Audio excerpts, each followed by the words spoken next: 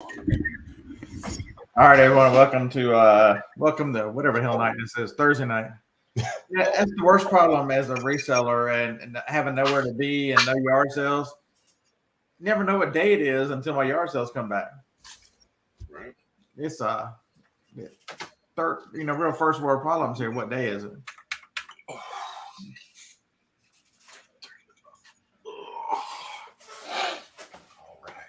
So if Dave slurs his word and acts worse than normal, he's been to the dentist today and they've numbed up half his head.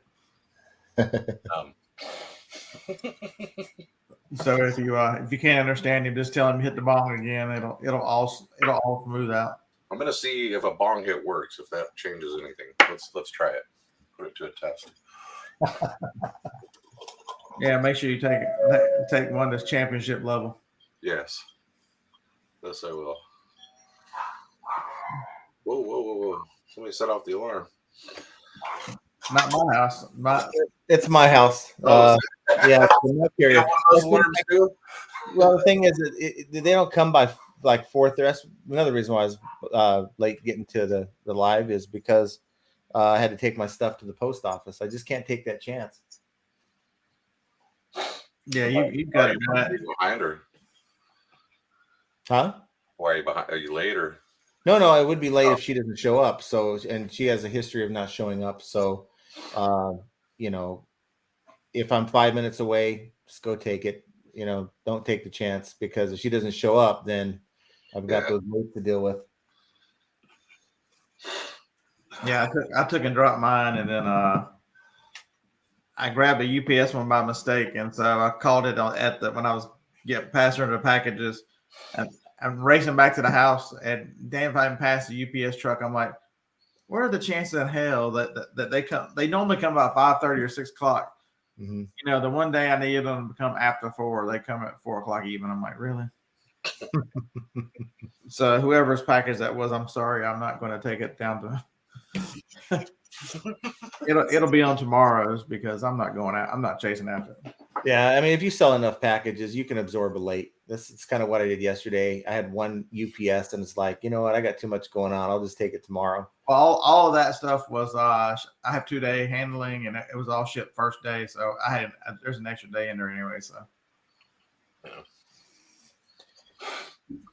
yeah, I don't know how most people do. The hell with eBay and Amazon both, and their 1-day handling. That creates too much of a job. I need some flexibility. Yeah, I see it. I just try to find any way I can to, get some favor with the algorithm. So putting same day is not a problem for me. No, I'm not going to worry with it. So what did I call this? The rise of AI.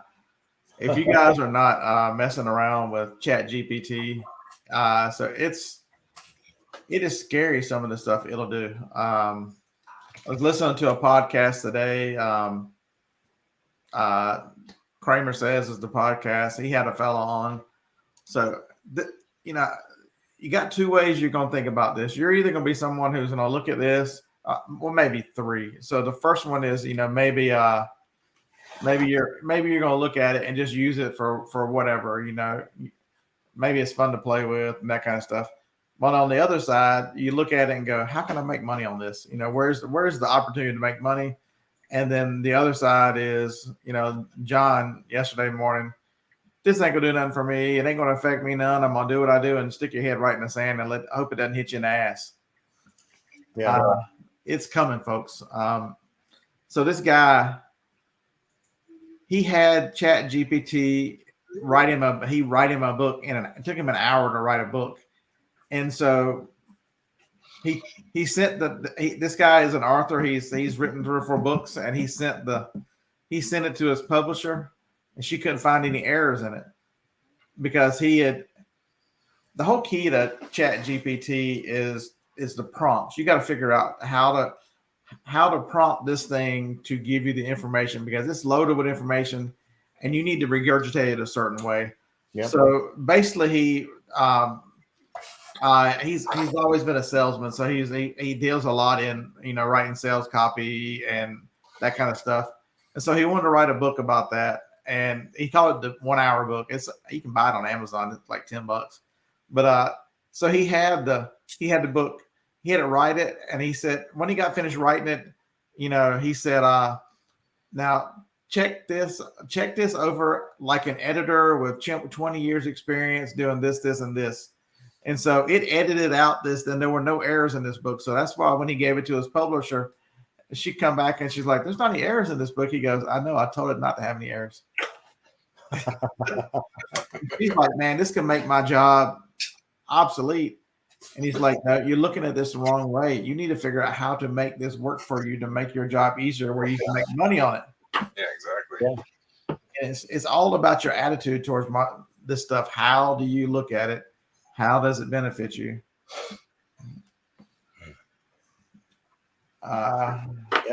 Yep. You're gonna see a lot more of eBay, more than likely at some point utilizing instead of humans to chat with you, will be more of an online AI that is going to dig into its policies and procedures and give you the best answer based on the situation you type in. Right. And to be honest with you, I kind of like that, because if you deal with a lot of these frontline reps at eBay, you're going to get a lot of people giving you what they think or what sounds good, and it's meant to get you off the line. I'd rather get something, I can't say someone, but something that's going to give me the answer that I'm looking for that pertains to my situation. If you get something like AI like this that can actually see exactly, and words are important when you're into this AI, whatever you typed in that chat box, they're going to give you an answer for that specific situation and not some random policy that may not apply to you. So I think that's a good thing. Yeah, the interesting thing is you've got to play around with it to learn prompts, and so it's hard to get on right now. The one thing I can tell you is it crashed this afternoon because there were so many users on it. Because I was going to mess with it before the show. Google is going to have theirs come out sometime this summer, and this one is going to evolve. I'm sure they're trying to figure out what to do with server space now because the demand, as long as they're the only game in town, the demand is crazy on this thing. Well, I have an idea that what you can try. So I have a bunch of different Gmail accounts, they all have their own profiles. When I normally have my Chrome up, I'm working in Chrome, and I was playing with Chat GPT for about a week, and then it stopped letting me on. And then I thought, what if I go into this other profile in Chrome? So I'll go to this other profile that's attached to a different email address, and wouldn't you know it, it let me right in. Yeah. So Jacob, the Kramer Says podcast, it's his latest one. It was one from today. The guy tells his story, but then about halfway through is when he starts talking about Chat GPT. So what this guy has done is, I forget what his name is. I'll figure it out in a minute. He's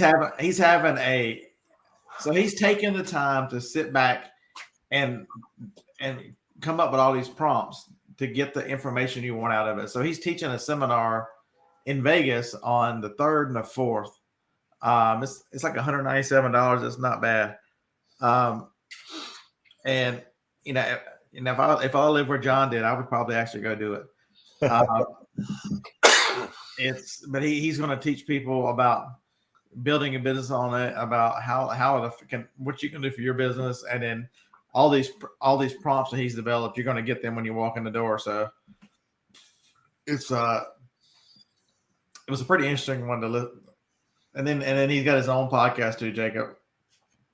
You could go in right now and type in and ask this Chat GPT hey, how can I utilize this to improve my business? How can I create a business using Chat GPT? It'll tell you. Of course, like you said, you have to massage the answer a little bit and right. ask it to I think one line you can use is let's think of this step by step. You add that to the end, and it'll give you a more elaborate answer. Details. You can massage the Chat GPT basically, I call it massaging it to tell you what it can do. Right. Yeah. Yeah. I mean, And its limit, it'll tell you. You can ask it to explain the answer in a 5th grade level, which is if you're not aware, the average across the U.S., the average reading comprehension is 5th grade, and so that's you can tell it that like the guy was saying, doing it like I've got 20 years experience, do it like I've got expertise in this, and this.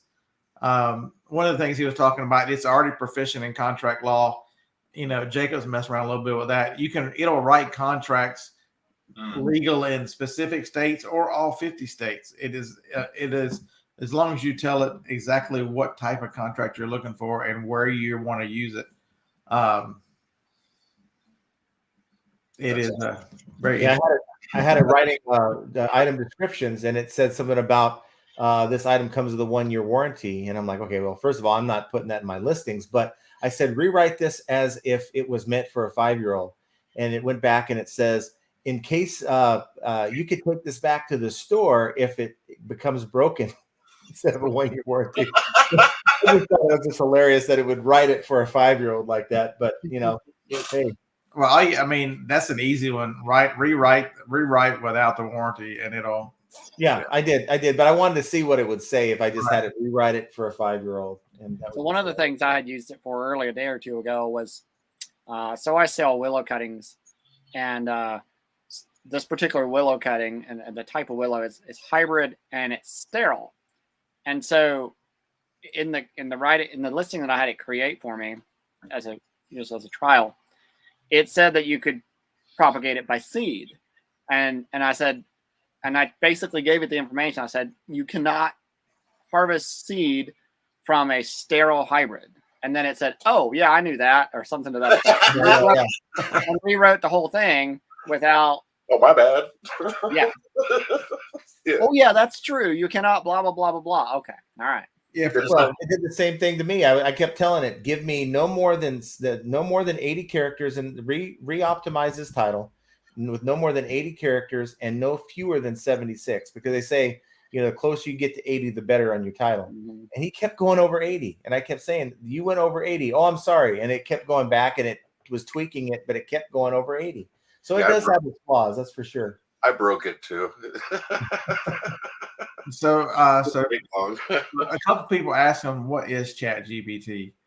It is like you're basically like a conversation with a database is pretty much the way a written communication with a database. So the ChatGPT right now, this is version 3. It has so much data in it up to 2021. So it doesn't have any data from after 2021 right now. And so it's basically you're having a conversation with an encyclopedia that can answer you back. I mean, pretty much. It'll also do commands. It'll write code. So if you need it to write code, it will write code. It will write. It'll do all kinds of sales. Anything you think of, you need written contracts. And it is your phone's AI. It is your phone's assistant on steroids for the most part.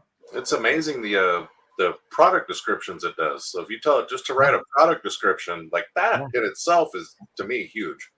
Yeah. Like one of the most complex things to do with some things is, write a description of that thing if you don't really understand what it is, but you're selling it, or trying to sell it. You understand it's worth money, but you don't know exactly what it is. Or all right, so here we go. Y'all want to present and actually let me do the research a lot. Well, while you're doing that, Scott, what is impressive is if you just put like a model number and the brand and model number, it's almost like it knows the different specifics of that item. You're not telling it; it knows that it does all these things, and it puts it into the item description.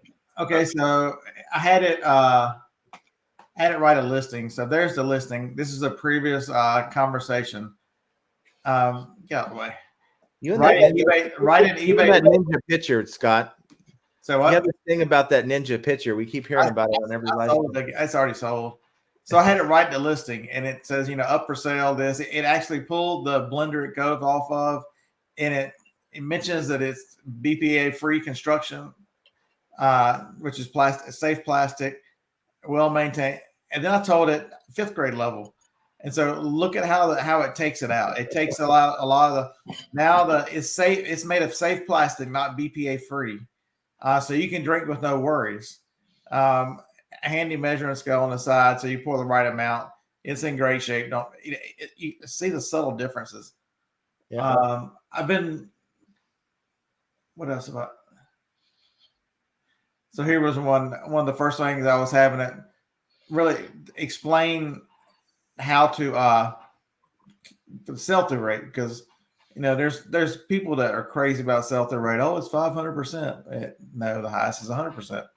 So I had it give me some just general topics about the new chat. What do we want it to do? So here's how it looks. It gives you examples. It tells you what it can do, and what the limitations are. See, there's your 2021. So what do we?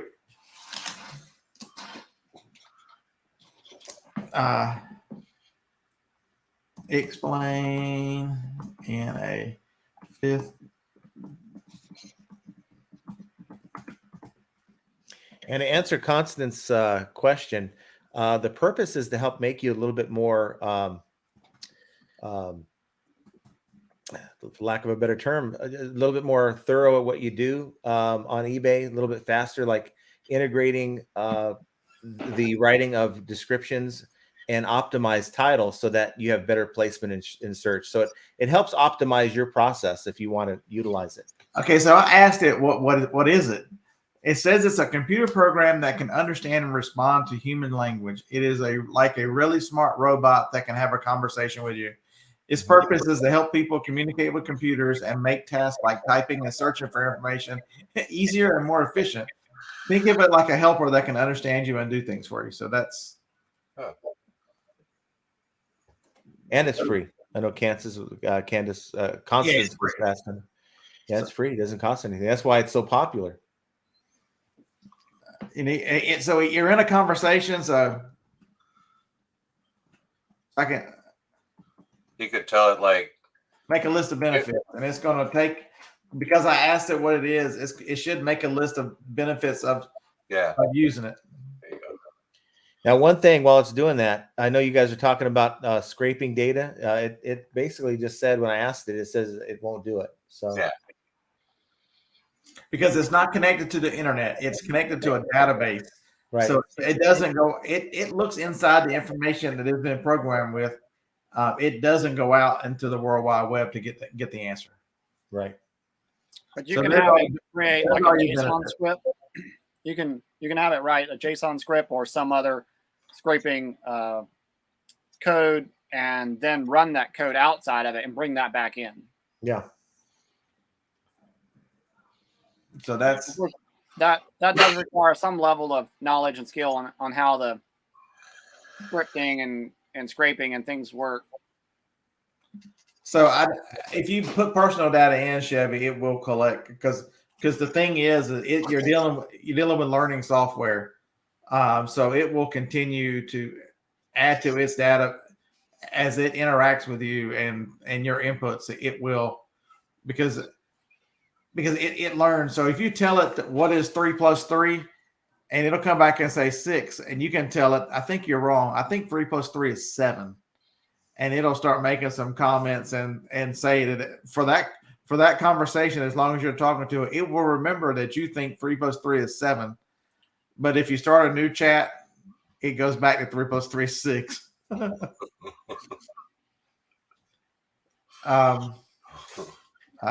he can't mine Bitcoin. But it's just, think of the task. Any kind of writing, it's going to write so much better than you're going to write.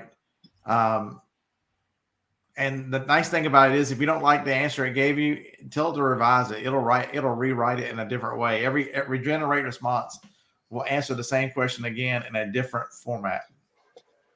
You can use it like in even a different, like European writing style, or a more aggressive writing style, or a less aggressive. You can do all those types of things for it. Oh, I thought that was pretty cool. You can tell it to write from an author's perspective, famous writers. I started doing famous writers. Holy shit, that's funny. Yeah. And then put a comedy twist on it and tell it to rhyme. And then do it in Dr. Seuss. Like, I mean, I've been having a blast with this thing. My mind goes. Yes, yeah. You will write an essay for school. If whatever your assignment is and you give it the exact assignment, it'll write it. And then you better tell it to write it that it doesn't look like an AI wrote it. Yeah. Then it will rewrite it again. Cover your tracks. Yeah, not like an AI, more like a, average 7th grader or whatever. Yeah, write it like a 7th grader.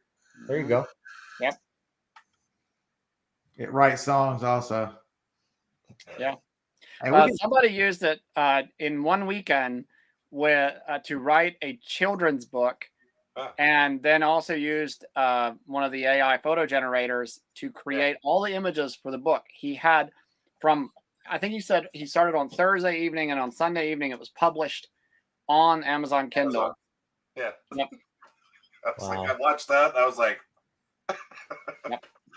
that's funny. And it cost nothing, pretty much. It's not hard to do. I played with it. I'm like, write a nursery rhyme. The reason why I keep talking about this is you got to figure out where it's going to go with reselling. John's already mentioned that, customer service, that's the easiest one for people to see. You already call and talk to computers all the time. Tell me the problem. And you're talking to that until you finally yell at them customer service enough, they finally get a, but, you can see that kind of stuff, especially the chat should be much smarter when it's AI chat. Really on Amazon, it should really increase the effectiveness of repricers. Writing, tell it what you've got and writing out descriptions of listings on Amazon, which is much more effective because it's a different animal than a one-off on an eBay. If you're building a listing for Amazon, something that you're going to have a bunch of, you need, write effective title and then have it write the bullet points and have it write the full description and then have it tell you what it thinks keywords are. I mean, there's a ton of uses right there, but think about the platforms. So Jacob mentioned the term JSON, and I believe that's just modeling, right? Is that how they feed data into that's a data subset? Is that what a JSON is? So JSON is a JavaScript, using JavaScript to pull things into a database is what it's often used for. So I listened to a podcast, and the way it was described is Amazon could take if you've got the top 1,000 listens in a category, and it will analyze those and determine why it thinks those are the top 1,000 and what it thinks are the things that are most important that should be in a listing. So as you're making a listing in this category, a new one, it can require you to make sure you complete these things in order to list that item because it has analyzed the successful listings. It can also, all the data could go in, and I can see Amazon taking down really when it sets loose on pictures and that kind of stuff. It'll be very quickly to analyze which listings are bad, why they're bad, what parts they're missing, and then if their pictures don't. So I can see it on Amazon doing that. But, Jacob and I were talking, somebody smart enough can go the other way and go sell a service saying, hey, this is the best listings. Compare your listing to the best listings and have AI help you write your listing to compete with those better listings so that your listing is now not missing an item or weak in a description or weak on a title. Now, all of a sudden, it's more of a level playing field because you're getting assist. You can be offered assistance to make your listing better. Yeah. One of the things you can use if you know enough about API but you don't have your own servers and things is Postman.com. POSTMAN. Postman.com is a way to do API testing or even run some of your JSON scripts on there to hit an API.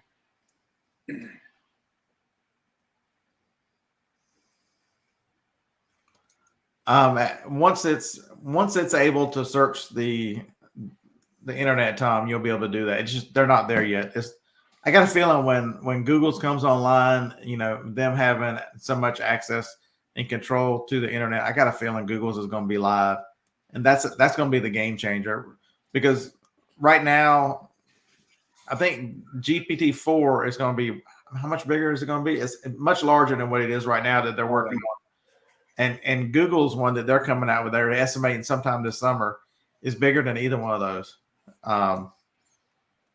Yeah, it's only a database right now. But you can feed it additional information within one session and tell it. So if you use JSON to scrape information, then you can feed that information back into it. See, Sue, the difference, Sue, is, I know Helium 10 will do that. The difference is you're going to have, these programs are not only are they going to tell you where they're weak, they'll fix them for you. All right. And I foresee Helium 10, especially with their smart gurus, are going to probably have some sort of an implementation where they're going to, on a private side of the API, probably do some of these things, because they can tie two APIs together. They can tie the ChatGPT API into their own private API. That will then go, pull something from Amazon and then do the stuff on the back end on their server. At least that's what I foresee. Chevy, John, you've bought Pallets, right? Yes. I have not. That's one of the few things I have not done. Yeah, you can go, if you're looking for a place to buy pallets, maybe even locally, go to liquidationmap.com, and it'll give you like a map of the United States. Find your location, and there should be something within your area that you can contact and maybe go down and pick up a pallet. I mean, you have your the big sites like liquidation.com, Bstock, that type of thing. But for the most part, if you're looking for something local, that's where you'd go. There's only so many things you can do in a day, and I just have not had time to do pallets. Pallets, I just think I'm waiting for someone to prove me wrong in the sense that I just don't.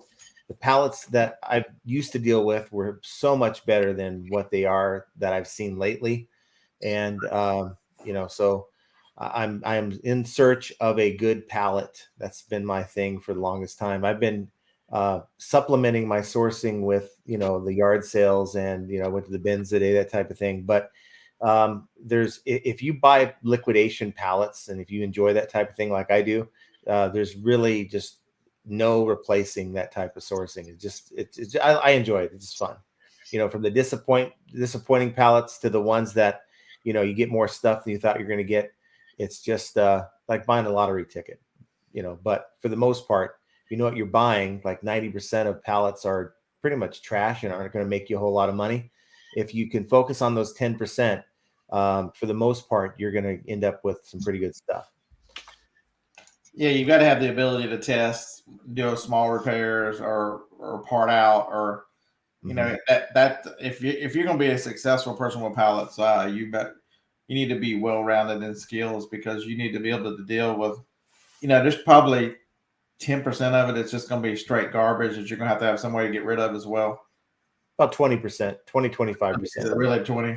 Yeah, but I mean, the other stuff you get is pretty good. That's why, it's just like anything you buy. If you get too excited, let's say you're like on one of those sites that you're bidding on the pallet, and if you get to a point where you're spending too much, then you can't absorb that 25%. So I've kind of come up with a thing that I've talked about on my channel a lot, but it's a 40-40 method. So if you have a pallet that has an MSRP, and we know that MSRP doesn't mean a whole lot of anything, but gives you something to work with. If it says it's a 10,000 MSRP, pretty much you don't want to be into that pallet for more than 40%. Actually, it's more than 16% of the MSRP. So that's my 40-40. You basically are expecting to make 40% of that. So about 4,000 on a good pallet, and you don't want to be into it for more than 40% of that, which is 16%. So basically that's what, $1,600. And that historically has worked for me. You can up it to about 50-50 if you have some really, really good stuff, but there's so many people that you bid against that online that will go to about maybe 60, 70% of MSRP. And it just makes me wonder, how are you going to absorb that 25% if it's not in brand new condition? And how are you going to make money on this pallet? It's just, they're not going to, because they can't do simple math. yeah. I mean, it's the truth. You know, you see it a lot in selling online. I mean, you can't make the mistake to think that everybody's costs are the same and that, oh, I got a great deal, my costs are going to be lower than anybody else. That's not always true. Right. But the one thing I can tell you is most people, because you can do the math and go, well, they got it for free, they're not making money. Right. And so, you know, not everybody is proficient in math, unfortunately. So, well, you see it all the time. Like if you've ever been on B Stock has like Costco, Walmart, all the major brick and mortars.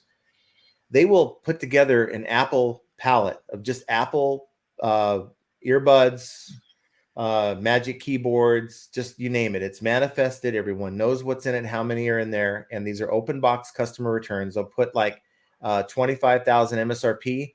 And wouldn't you know it, that these things sell. This is before the freight cost is added in. These things are selling for over $20,000 on a 25,000 MSRP. It's like 80%, 90% MSRP. And, you know, it's like, well, how can you do that? I mean, how can you make money? How is it possible for these people to constantly bid, buy, and not learn that you can't make money doing that? But yet they come back for more. Yeah, it's like anything else in the reselling, and most, you got to come up with a set of rules that works for you. You know, John's got the 40/40 rule that he's got for him. You know, I tell you the same thing, and you know, Retarbitrage and these other things. Know where the line is. You know, if it's, you know, most of the time, if I'm out sourcing, 50% is the bottom line. You know, if I can't return 50%, I'm generally out, unless it's, you know, a product that's going to move extraordinarily fast and I've got a bunch of them, I will go down a little bit. But the problem is, once you go below 50%, you know, one or two returns starts just crushing your profit. Mm-hmm. And in a lot of cases that, you know, and 50% I've noticed it generally gives me enough room to, you know, even if I have to sell it at break even, you know, you can reach break even and get out of a product. Whereas if your margin is 10%, you're definitely going to struggle, because if one return starts hammering away at your profit. Yeah, the less margin you're working with, the higher quality you have to be getting back. Absolutely. I mean, I would never think about selling something that's used, or maybe not even open box, if all I'm making is 10 to 15% margin, because like Scott says, it just takes one bad buy and you're hurting. Yeah, Larry, that'll barely cover the gas. You're right. When you drive like an Indy driver, it takes extra gas. But it's every model. It doesn't matter what it is. You know, even if you're a clothing seller, you've got to know where that line is. You know, knowing your numbers and knowing how to calculate numbers really in your head is a skill that you absolutely have to develop. I was like, did he not pay his bill? What? Yeah, I mean, you could use that method for really anything, even if it's not liquidation. You know, if it's a $200 item that, you know, maybe the MSRP is 200. Again, that means nothing. Let's say the comps on eBay are 150. Right. You could say, okay, then that means that, let's say I'm going to do a 50-50 model. That means that I'm going to make about 75 if I buy this item, and I can't be into it for more than 37, 38 bucks. If you kind of make the math that, you know, cut it in half, then it's hard to lose, and it sets a line so you don't get emotionally driven to keep bidding or paying too much more than it's worth. See, Sue's in the chat. It's one of the things that I remember Sue used to talk about a lot, and she would remind people, especially Sue did a lot of videos where she would talk between stores in her car, and she would remind people, and it was 100% true then and now. It's okay if you go in a store or go somewhere and you come out without buying anything. You know, people, when they start doing this, feel feel like some kind of pressure where everywhere they go, they've got to buy something. And don't lower your standards. Don't take unnecessary risk just to think you bought something. You know, I think my record on a store there was like 13 stores in a row I didn't buy something. It sometimes bad streaks happen, sometimes things happen, but you know, I was not willing to buy just for the sake of buying. Hustle man, how's it going?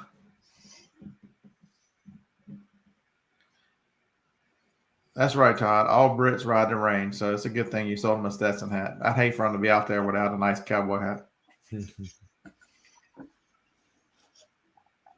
Larry, you're right. A lot of times that does happen. That you know you've got to understand the dynamics of what you're watching. So if you're watching a YouTuber, 100% correct. A lot of times, and I felt that pressure. You're at yard sales, and you know there's going to be some ad revenue on the video, and you hadn't bought a lot, and you see a neat item, even though it's a little overpriced. So you'll buy the item to show the item, knowing that it's kind of financed. You know, you've got you can take a chance that you wouldn't take.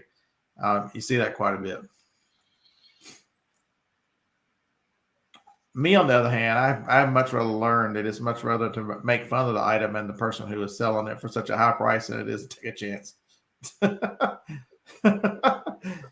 Yeah, I did a yard sale video this week. I put it out, and this guy had not only his front yard filled, he had his neighbor's driveway filled with stuff. And you go in there, he had a DeWalt drill. Wasn't in bad condition. Looked like maybe someone used it a couple times. I asked him how much he wanted. It was a cordless drill. He said, "Oh, this one." He saw $80. It's brand new. What are you talking about?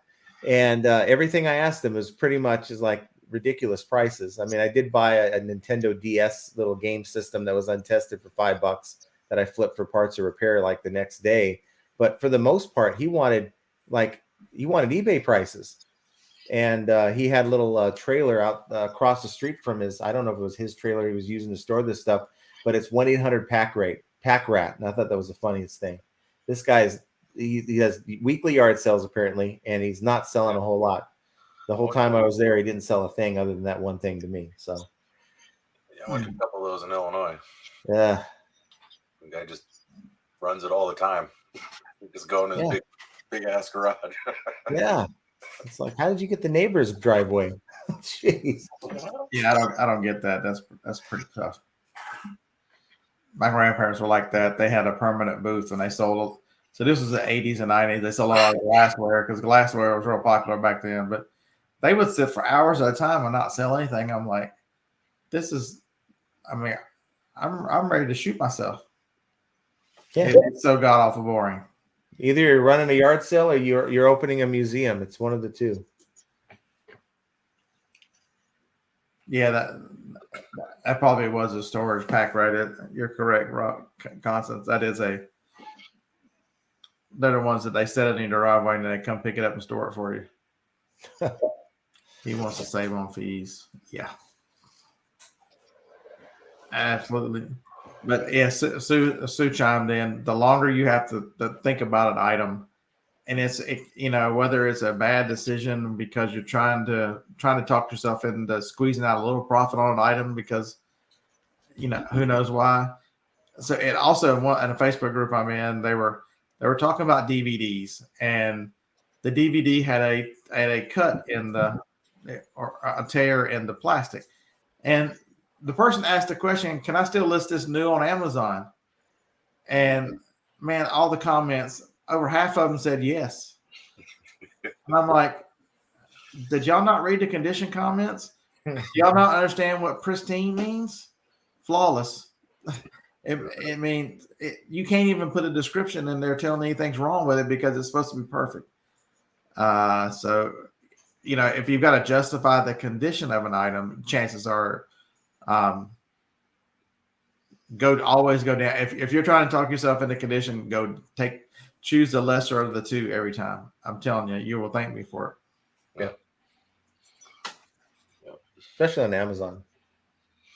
Correct. That's what I told them. I'm like, that's new on eBay. You can take a picture of it and call it new on eBay, but on Amazon,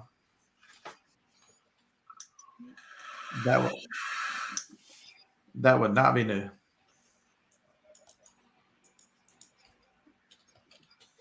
All right, Carol's here. She's first, so we can start the show now. Thank you, Carol, for showing up.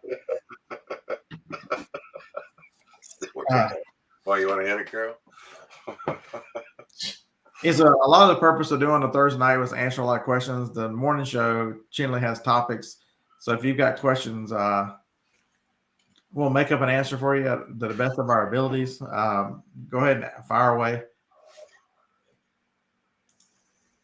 But it's just the one thing I need to warn you about. Remember, regional boxes are going away as of the 22nd. And that shouldn't stop you from ordering them, because once they go away on the 22nd, the boxes are still good. You can still use them. They'll just become regular priority boxes. They're going to be honored as weight and distance or cubic, either one of the two. Regional A has a 10 by 7 by 5. That's a good size box. To be a free box, that's a good size. And then the regional B box, it's like 12, 10, 8. I went on the USPS.com this morning and they didn't have either A or B for me. I don't know if it's regional, that they won't offer it to me out here in Vegas or what. But I ordered them last night. They had them both. Let's check and see what they got. Stamps and supplies. Change it to 48 per page because I can't look at 18. Flat rate. Priority regional A1, 10 by 7 by 5. They still got them. And then B1, 12 by 10 by 5. I'm sorry, not by 12 by 10 by 5. That's still a good box. Mm-hmm. Steve So said you're seeing them on the site. I think the B's that only give you one. You can order up to 100 of the one, which is 20 the 25 pack. They'll give you 4 of the A's. And I think there's another one right here somewhere. Hold on a second. Somebody asked me the other day, did they still do the shoe boxes? The shoe boxes, I just saw them. They're still on this order form.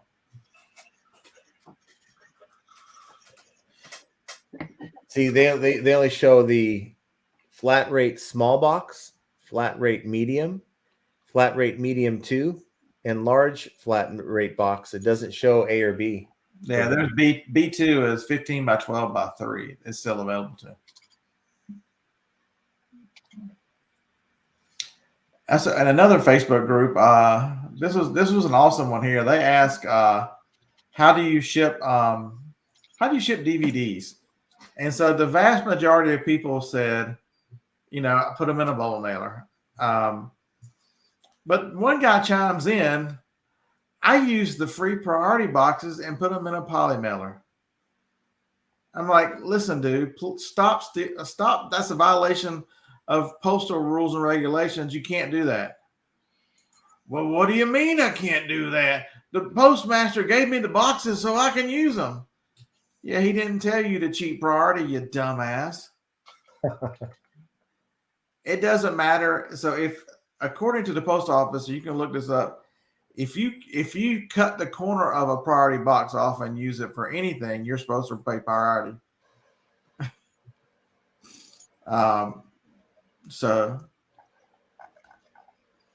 understand the rules. I cannot stand the people to use the bubble mailers as packing material. Packing material is not that expensive for you to be cutting these corners. Right. You'd be the same person to put in a cereal box. Or ceiling tiles. Ceiling tiles. I was just going to go there. That one's the best. How about a soiled baby wipes box with soiled bubble wrap? The bubble wrap was soiled on the inside of it. Yeah, Todd. I know. I've heard from other people that regional A and B, eBay had already removed them from an option. I'm not sure about pirate ship. I have not checked.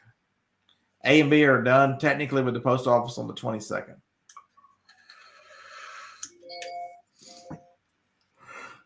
So what you're saying is I can order people regional boxes and sell them to them? Oh.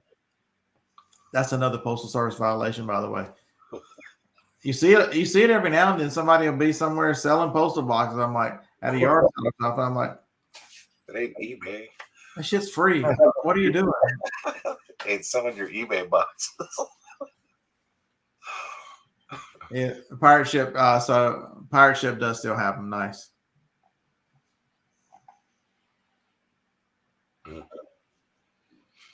Yeah, that's what I want. I want somebody to use diapers as packing material.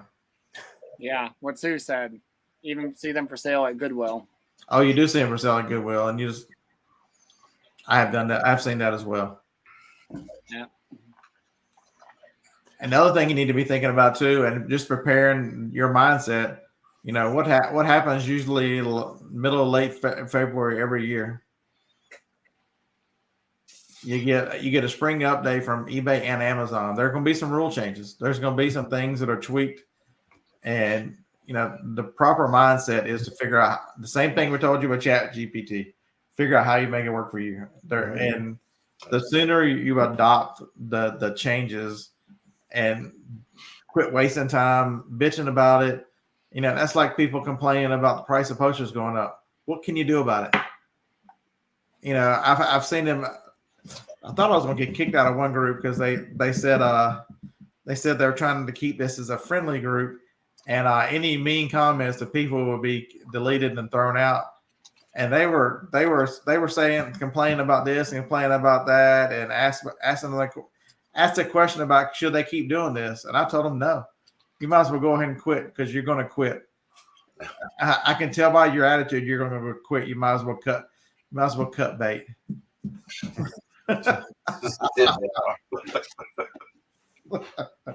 But yes, I don't know if they deleted that comment or what, but yeah, I just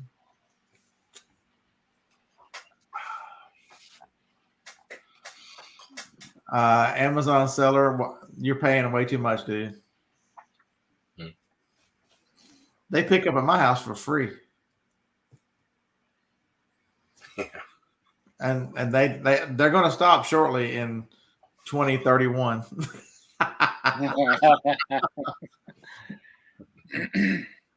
But really, though, if that's what somebody has an option for, it's well worth $4 not to have to take Well, yeah, I mean, if a you're half hour to an hour or more out of your day to go do it. Right. it's a small price to pay if you're Very small price to pay. Yep. The truth, Mr. Sadie, the truth is mean these days, and I just don't understand. When political correctness took over, we became such pansies to the truth. I mean, like it's something as simple as you can't change your genetics. You're male or female. It doesn't matter what you do. It doesn't matter what you pay. It doesn't matter what kind of surgeries you have. You can't change DNA. I'm sorry to be the one to tell you. You just can't. We have not progressed far enough. Maybe if you got they're working on changing DNA for you. The RNA shot is probably working on you, but I mean, it's not the gun's fault. How about it's the person who pulled the trigger? I trained all my guns. I spent time. We went to boot camp. We went out in the backyard, and I yelled and screamed at them and told them they weren't allowed to do anything unless I told them to. And so far, so good.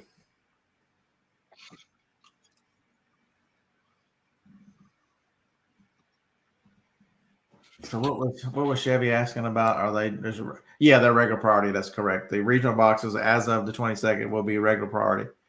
That's why I ordered some, because they're that's a nice size box. That 1075 can keep you. Basically, it's a shorter of the shoe boxes, because the shoe box is what 15, 7 something by 5. So basically, it's just a stubby shoe box. And how many times have you had to cut down a shoe box? That's probably the most ultra box I've ever used. Well, at the Postal Service, the priority boxes, is having to alter a dang shoe box, cut them down. So that's why that box will be so nice. That's why I ordered some.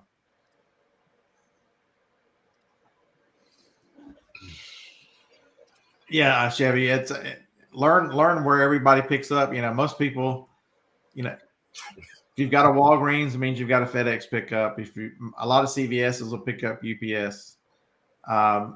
Office Depot picks up FedEx. Staples you can drop off UPS. And some, I think UPS, I think some Dollar Generals will take. Yep, I think they're on that location basis. And then Advanced Auto, they take UPS. Is that the one they take? Yeah. Some places. Some places. So a lot of that. The way you know if they do is when you come inside, there'll be a UPS sticker on the glass by the hours of operation. Somewhere right in that general vicinity, you'll see a UPS sticker. It doesn't hurt to ask. Hey, I know some CVS take UPS. Are you a participating location? Because they need a scan gun. Same thing with Walgreens. They need a gun so they can scan your package in when you drop it off. Did my audio just get choppy, or is it clear? It's clear. Sounds right. Okay. For some reason it got choppy coming from you guys, but hopefully it's just Interwebs. It's my website, my website, my interwebs, The interwebs. my gigabit connection. Yeah, it's because the internet doesn't want to get out of that fancy container you're in. Oh, I've got a Unify connection right about. Is it hardwired into those things? Yeah. The Unify connection is hardwired. Yeah. You got 2 containers? I do have 2 now. Yes. Yeah. Yeah. Just picked up a second one. This one's insulated. I don't know. Right here, you can see the stainless steel. Yeah. And the white roof, but the OSB board here on the side, that's a wall dividing it in half, so I keep one half of it nice and warm. Yeah. Larry, I've had no issues whatsoever because they have a lot of them. Depending on the arrangement of the store, if it's a regular Walgreens, a lot of those have a little locker area where they'll put your package in. The old Rite Aids don't, but they scan the package and then they will email you the tracking number, everything that they've picked it up. So I've had no problems with it.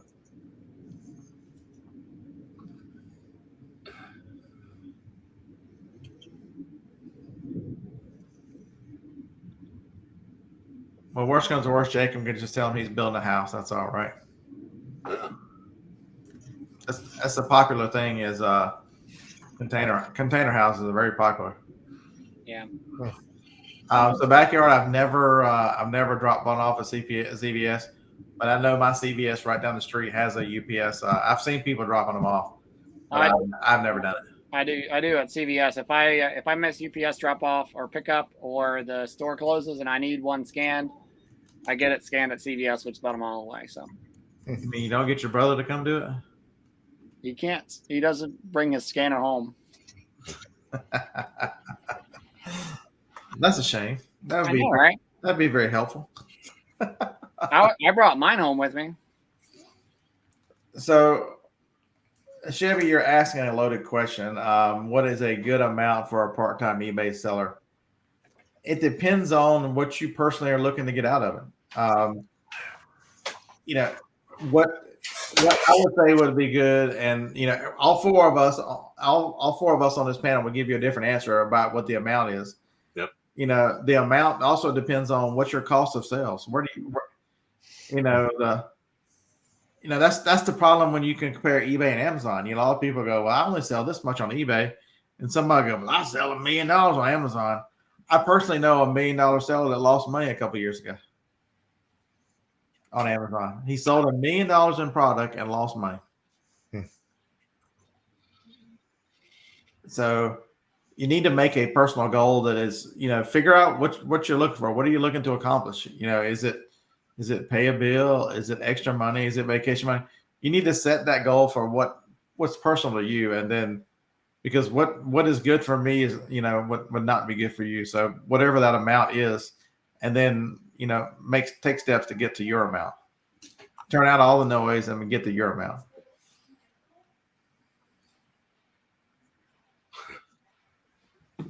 It doesn't say A or B on. What is the quick view? I just went straight to USPS.com and went to supplies. Are you trying on your phone? Oh, yeah.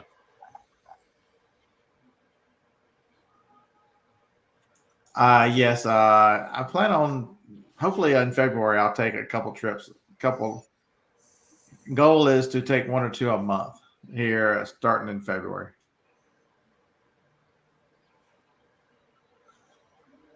Who's Pharma Pack? They're still around. You know, they were supposed to be there. I saw them on a listing the other day. I'm like, what the hell? Yeah. I was like, dude. And no, it wasn't Pharma Pack that lost money. It was actually an individual I know. It was not John. John runs because John has no competition on most of his listings, and he is ordering mostly from China. John's profit number is very well. It was not John. Yeah, it was last year. Craig, you've always got to pick out the cost of gas. It'll kill you. Yeah. It'll just destroy a whole trip. Mm-hmm. I don't know if you know that joke, John, but that was one of the number one comments on the big video was he didn't account for the price of gas. And that was back in 2018 when gas was what, $2 a gallon. Wow. You know, I drove 700 miles, so the Toyota went through $78 in gas. It was $78 in gas. Spend more on the hotel if you got one. So yes, I do still use BrickSeek. I don't use the premium or the extreme right now. That's one of those when I start on the road again, I'll probably turn it back on, depending on where I'm sourcing. But I use it for locally to look and see what stores. You know, it's not very effective for Walmart anymore because it doesn't tell you the inventory number, but the other stores it still does. And so, you know, I could be looking for something anywhere from CVS to Dollar General to Office Depot. Lowe's is very accurate. So, in case you didn't know, Lowe's end of the fiscal year is the end of this month, and right now they are in extreme clearance. So the next 2 weeks, clearance is going to be as cheap as it's ever been at Lowe's. If you've ever thought about hunting clearance, check your local Lowe's. Except for Huntsville. Huntsville's already dead. They've already sold out. It's sold out. Because they are dramatically trying to. The next 2 weeks will be trying to get rid of stuff instead of counting it and carrying over to the next year. I bought some tile again this year, like I did a few years ago. But it was a really nice marble Michelangelo tile. That's normally like $5 plus a square foot, and I was able to get it for just a little over $1. Just an example of it. And I don't necessarily. I'm not going to resell that, so I'm going to use that in my real estate business. But I use BrickSeek probably as much for my real estate business as I do for reselling. Yeah.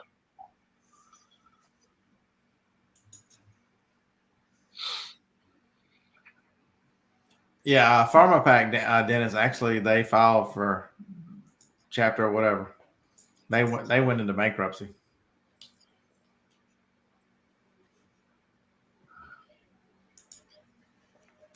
Someone asked if I sold on Amazon. Mostly, I sell some Amazon. I sell mostly on eBay.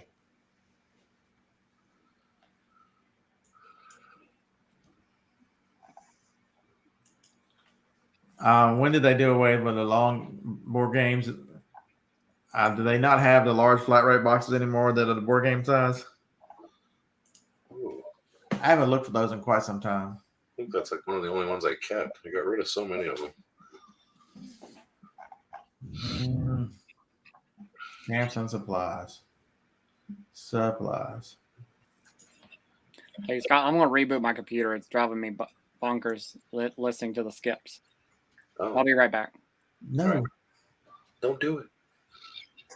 That's not one. That's not one. That's not one. Hey, there's that priority DVD box. You can put it in a polymiller. I'm looking. I damn sure don't see it.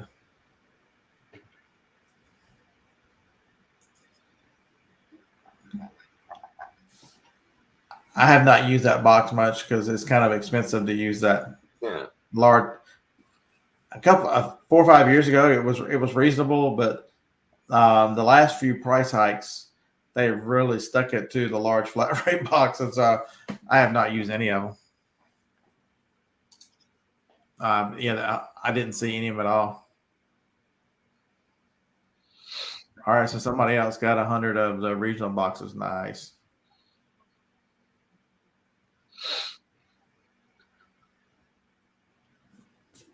So Amazon sell 99.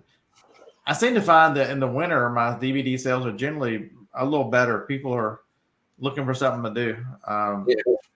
They still sell in the summer. They sell year round, but they don't sell this time of year, especially because what are you going to do? It's dark at 5 o'clock. What the hell?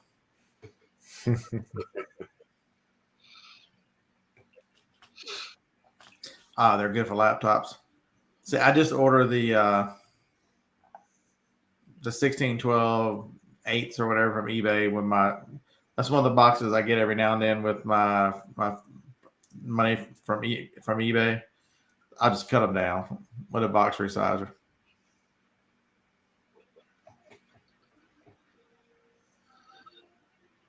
Yeah, I've been focused on keeping a better stable of boxes.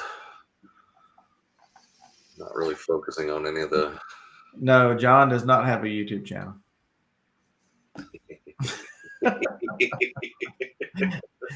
Yeah, Mr. Sadie, his YouTube channel. I collect signs. That's all.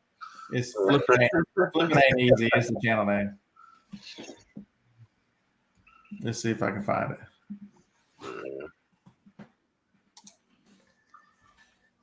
Oh hell, I've been doing it for about 3 years now. Yeah, he does a live. You do a live show what, Monday, Friday? Monday, Friday, 3 p.m. Pacific, 6 Eastern.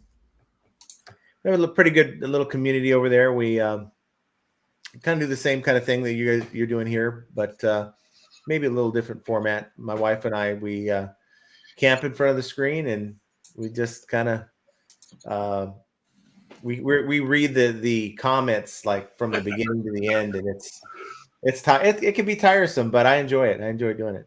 We make fun of you, by the way. Oh, did you? We're like, he's way braver than I am. The hell would read all these damn comments. I generally half will read, the ones that have questions, but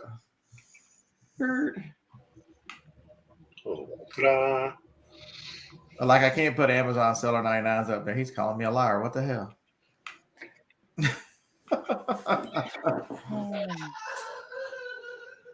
Damn, must be funny over there in video game land. Whoa. I know that's a Jacob sighting for everybody. That was a very rare sighting. Yeah, I think I've seen him twice today, so he's still alive.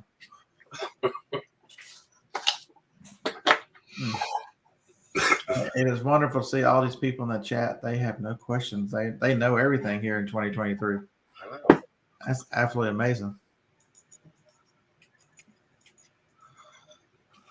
So how many of you in the chat, how many of you have set goals for this year?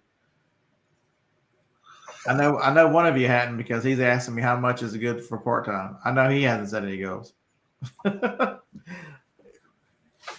You can't hit a target you're not looking for.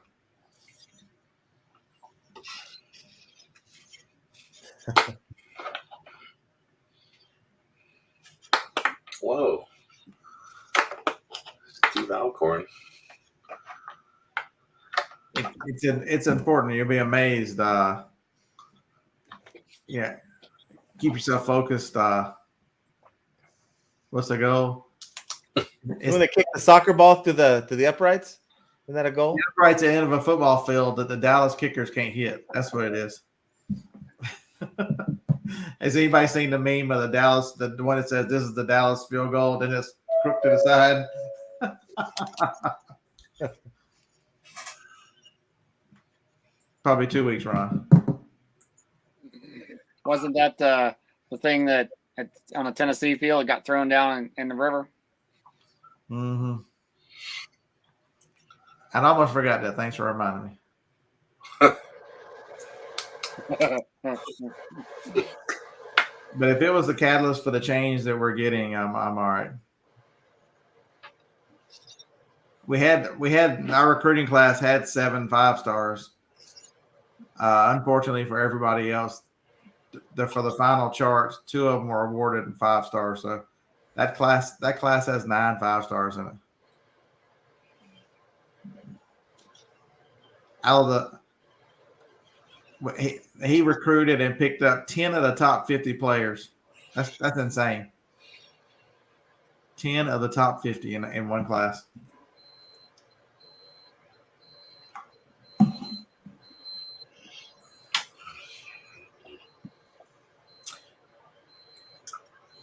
Yeah, vintage memories.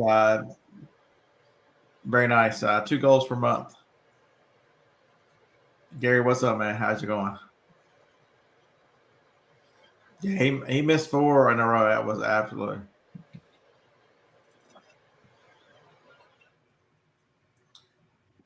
Down from your last 10 by 20 unit of 6 from your liquidated thrift store and 3 estates.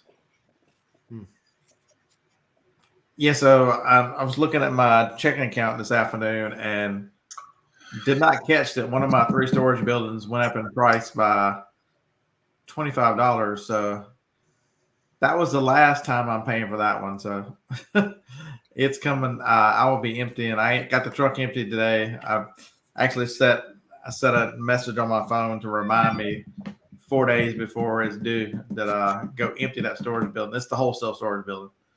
How long do you have to give them a notice? I know every storage building in my area, you have to give them a 45-day notice. I don't know. Just, I know in my area, almost everything is a 45-day notice. I don't remember giving me no last time. Just took the lock and told them I was done. Yeah. Some company from Long Island, New York bought a majority of the ones in this area.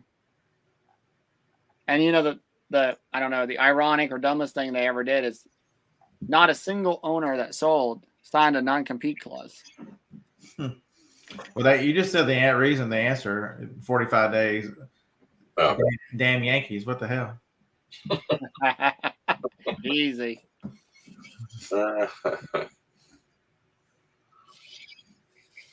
Yeah, James says his area requires no notice. This one, just a clean unit and before the due. That's it. That's what this one is.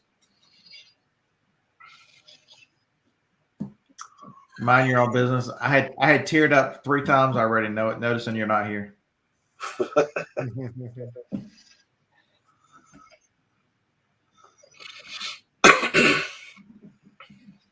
10,000 a year in storage. Holy crap!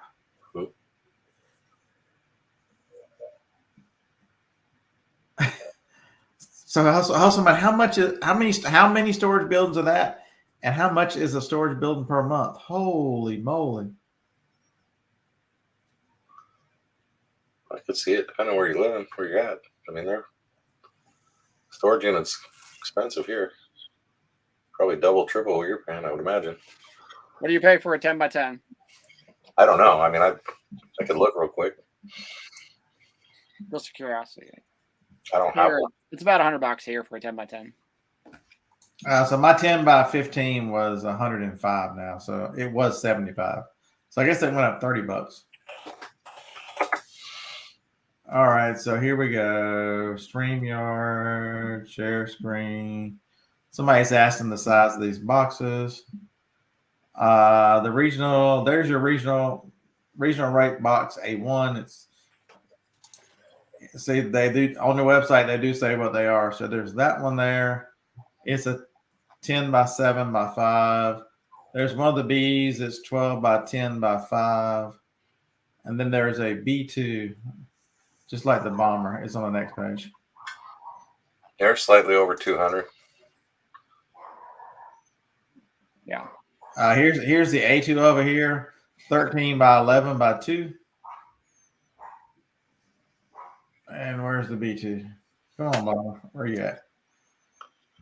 If I miss it, somebody scream. There it is. 15 by 12 by 3.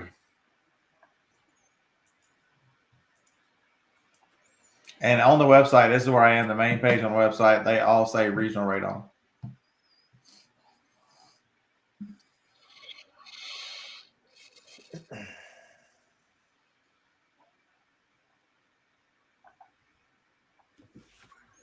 Todd says he pays his wife $50,000 a year to store his eBay stuff at home.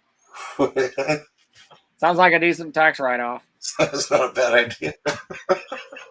Isn't this the same wife that wants you to build a building out back? Yeah.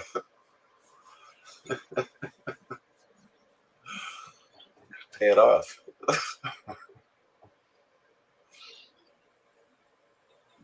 What do you do when UPS doesn't confirm delivery and you know it was? How would you know? Yeah. Did you watch them deliver it? I don't know exactly what you would do because the one thing the confirmation the final scan does is records the GPS location of where the package was left. Does each scan along the way record GPS location? I think it does. Does it not? No, but a lot of things are. I mean, they're tied to a building, so a scan could only occur inside of a building. So that's not necessarily GPS coordinates, but yeah.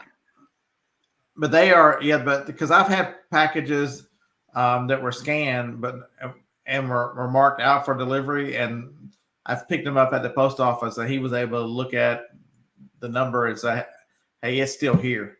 So there's something to do with those other scans. I would contact your local post office and tell them your problem and see what they can do for you. I know for my area, USPS, it shows out for delivery at a specific preset time of the day. Like on the day that if it's there ready to go out, whether the driver has left or not, it will tell you that it's out for delivery. Right. And UPS in my local area, it does not say that until the driver actually punches in on their diad on their device that they've left the building. Gary, that is correct. You what, cubicle? The regional rate boxes end on the 22nd, and they will charge you weight and distance, the regular priority rate. Unless you were smart enough to use pirate ship, and you could pick up cubic shipping if it's cheaper. 10 by 7 by 5 is a good cubic. Let's see which one it falls into. Calculator. 10 by 7 times 5 equals divided by 1784. That's a beautiful box. God. It falls into that range, the less than 0.2. Uh-oh, the virus. Ding. We sold a bop it. A what? A bop it. Bop it. What's a bop it? Bop it, huh? That's the best. Let's go. Do it. So is that now used? Not new? Still got a piece of tape on it, too. That's used now. Definitely.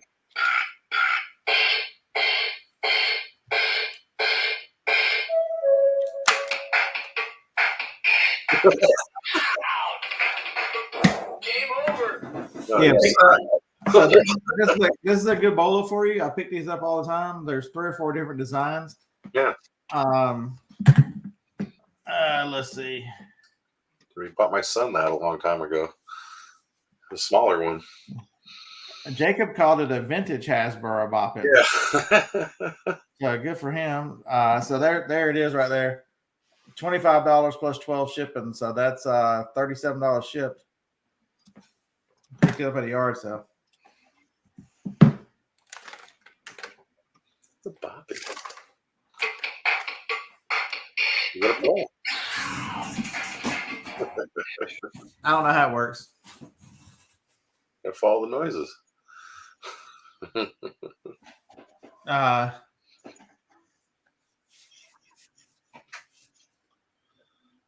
If it's not sent signature delivery, they don't verify if the carrier doesn't scan it.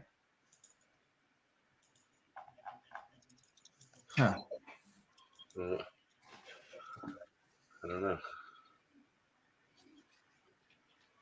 Yeah, and the one thing going on around here too is they're having big recruiting fairs for the post office to try to get employees. They just, we see different people every time I go up there. Their help is, I can't imagine what lack of training they get now just because they need a warm body.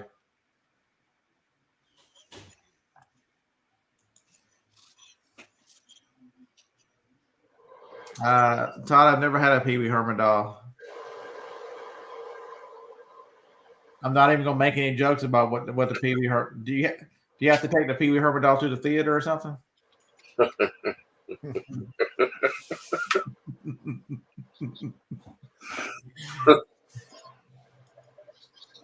Wow.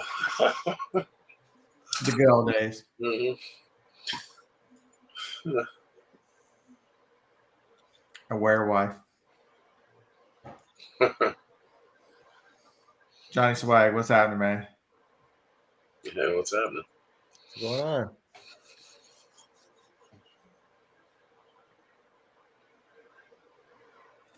Harlan, have you gotten any bids on your auction? Oh yeah, I forgot that's going on tonight. Yep. I've got 17 minutes. He's probably done. Yeah. Yeah, I got to reach out to my local one. I actually went on there and I ended up buying like 4 or 5 items that I picked up today. But I really want to just reach out and find out what steps you have to take to actually get your stuff on their site. I've got a few more bids here or there, but nothing that's exciting.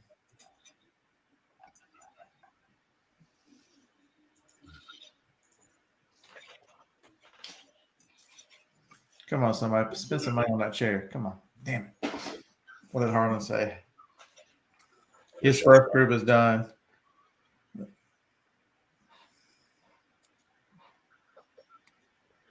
Let's see what's so. Bring it up. I have James, I have wondered that a lot with all the jobs and everybody just desperate for employees. Are there that many drug dealers out there? Where's the money coming from? The economy is held up with smoke and mirrors. Yeah. Yeah. So Todd says if you pull the string for Pee Wee Herman in the theater, just wait and see what happens. Avalon Dreaming, it depends on what you sell. If you sell such odd one-offs that don't come around a lot, maybe it is worth the subscription. I just don't. That is not in most of the things I find. If I can't find them on eBay in the last 90 days, I'll Google them to see what happens. So for WorthPoint, for me, it's a nice platform. It's nice, a lot of information. Yeah, and it doesn't fit in. If I was an antique person, if I was somebody who did a lot more auctions and saw older stuff that was rarer for this day and age, I would definitely get that subscription. But so for my case, I don't see any justification. If they wanted to give it to me for free, I would take it, use it, and tell you all about it. Same bong I have every night. It's a $40 special. What kind of bond does Dave have? A dirty one right now. It's not good. 48% of the people applying for UPS failed the drug test. Nice. Pull the string and it butters your popcorn.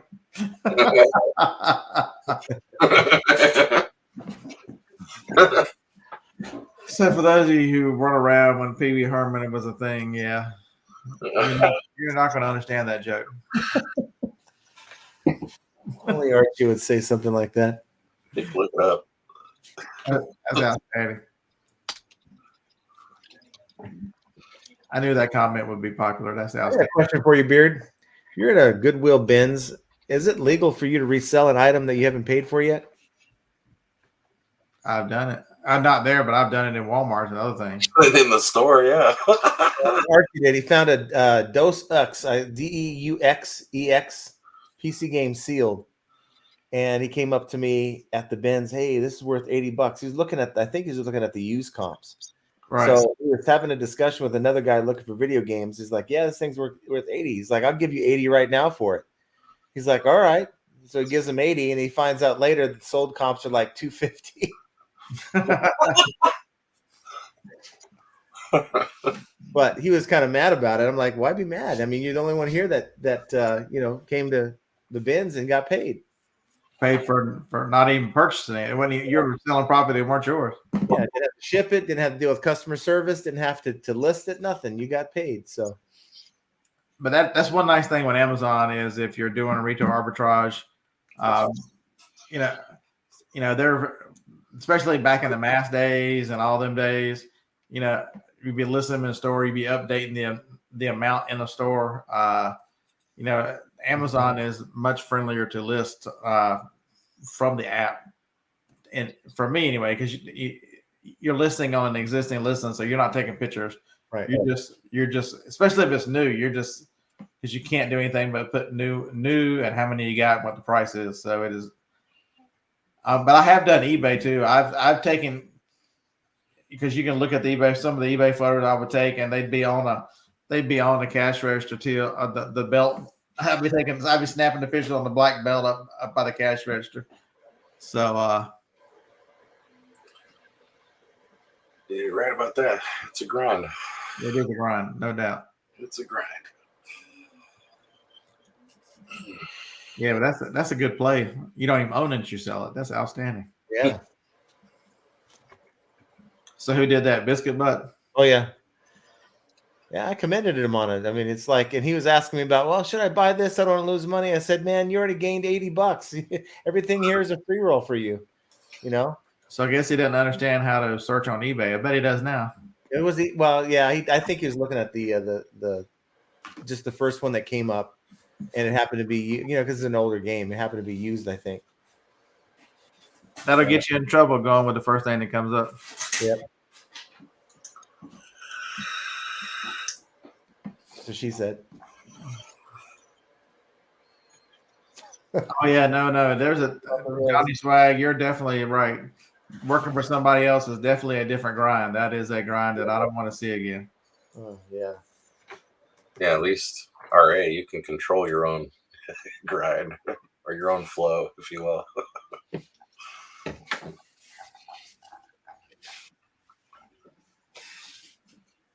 Very nice. Took photos for eBay on a shelf in CVS for Clark Griswold.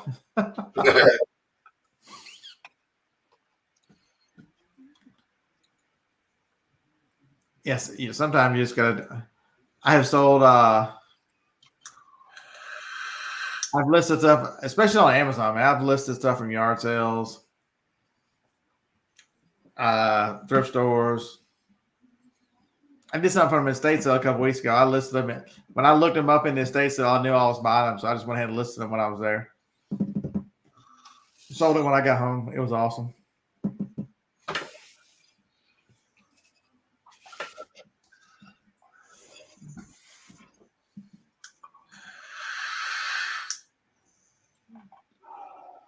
How do you sell pools? I was just going to say the same thing. Where are you sailing these pools to? That's confusing as hell there, Dustin. You have a lot of wind for that, I think. Right. What am I doing with the other channel? I have some ideas about turning it into a review channel, but I haven't done anything with it. You have another channel? Yeah, there was a live channel that I used to do a live show for a long time on a separate channel because when they messed with the algorithm for a while, it would punish you for doing live and recorded content. And because it didn't know because the metrics on live and recorded are so completely different. And so there was a theory going around that it was detrimental to your channel. It hurt your channel to do lives as frequently as I do. So I moved them to the Beardy Picker Live for quite a while. That's what Cincinnati Picker told me. He was on my live, and he told me after the fact, you need to think about making another channel for your lives. But I'm thinking, well, didn't they fix that? I thought they fixed lately, that. I thought they had, but John's a smart guy now. If he still thinks they're doing it, he knows YouTube now. He's a smart guy. Oh yeah. Yeah, he's one of the few. I've met John in person 5-6 times. Nice guy. Yeah. Every time I go through Cincinnati, or last quite a few times, stop and eat chili with him, spend a few hours there. Okay. Why chili? Cincinnati chili. Oh, okay. I haven't heard of that. No. I'm gonna check it out. Texas chili. Not the same. No.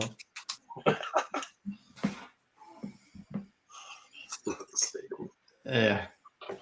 He's gonna show me a bowl of chili. Right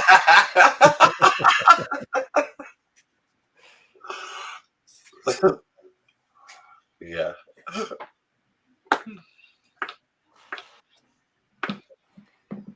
It's chili with all that cheese sitting on noodles. It's not the same.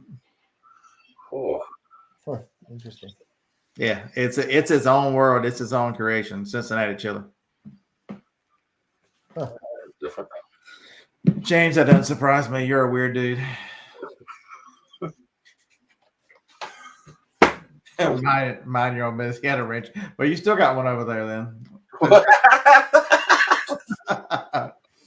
Yeah. So Wide Earth is saying that they do. The chili actually has cinnamon in it too, so it gives it a different flavor.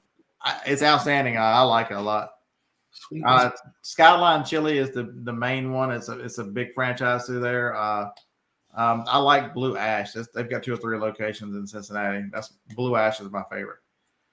No, I have not met Resale Rabbit. I don't think. Did I ever meet? I don't know. Yeah, I haven't had very good dining experiences in Cincinnati. I think the first time I was there, I had White Castle, and the second time I had Waffle House. So no. Oh, you picked the two best ones to ruin you. Belly Bombers and the Awful House. Yeah. One out of 2 ain't bad. Are you making your chaffle pizza in the 99-cent waffle maker? That's the Santa or whatever it is. I haven't made those in a while, but chaffle pizzas they're outstanding. I hadn't made one. Yeah, I haven't done that. All the Christmas ones are marked 99 cents or $4.99 depending on the Walmart, but they're mixed in with everything else that's on the shelf still for $14.99 or whatever they are normally. But if you scan it, there's your bolo, I guess. But they've got different shapes, like Christmas tree and all those. Yeah, just the Christmas ones. Are the only ones I've seen that are like 99 cents. Some of them are 99 cents and some are $4.99. So I had pizza tonight, even though I'm on keto, but that's okay. Well, you were on keto. What's keto? No, none of the good stuff. All right.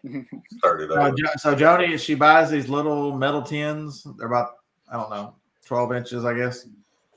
10-inch, 12-inch. And she makes crustless pizza. So she'll put the low-carb sauce in the bottom and then pepperoni and cheese and then throw it in the air fryer. Hey, Jennifer. And yes, you should take the lid off, because if you don't take the paper lid off and throw it in the air fryer, you will catch that son of a bitch on fire. Paper in an air fryer? What? It sets off. No. Even that smoke detector went off. You want to learn how not to have to cook anymore? I just gotta say, you did that shit on purpose, dude. I know. I wasn't gonna say it, Dave. I wasn't gonna say it. You set a couple things on fire and you ain't got to cook for a while. Like, I got it. I got her. Get her ticket right here. Let me just fuck some shit up real good. Kick me Yeah, out. man. Yeah, I set 2 things on fire in back-to-back days, and Crazy. yeah. But about 4 or 5 days later, Amazon package shows up, and it's a dang bacon sheet. I'm like, why did you order a new bacon sheet? We got 3 of them over there. She's like, the one you caught on fire is bent to hell. Look at this.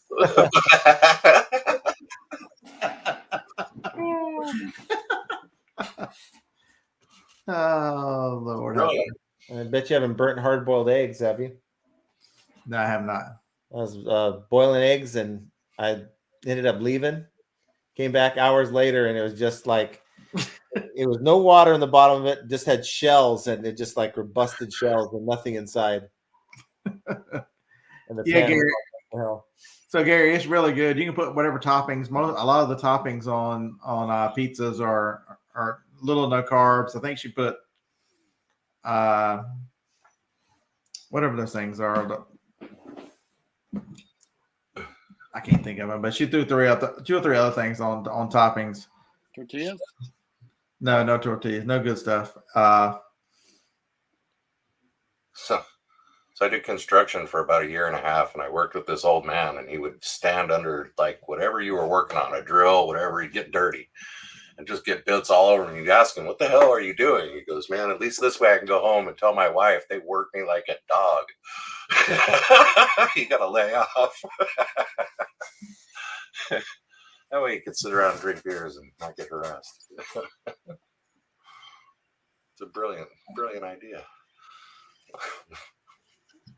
So they were banana peppers, and she threw pepperoncinis on there. She should have thrown some damn jalapeno slices on there. Whoa. You gotta get that wood-fired garlic. That stuff's good, man. Perfect for pizza. I think Kinder's makes it.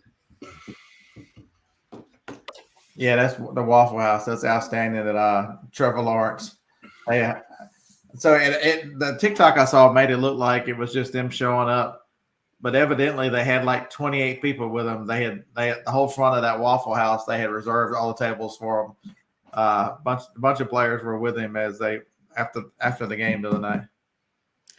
That's not good food.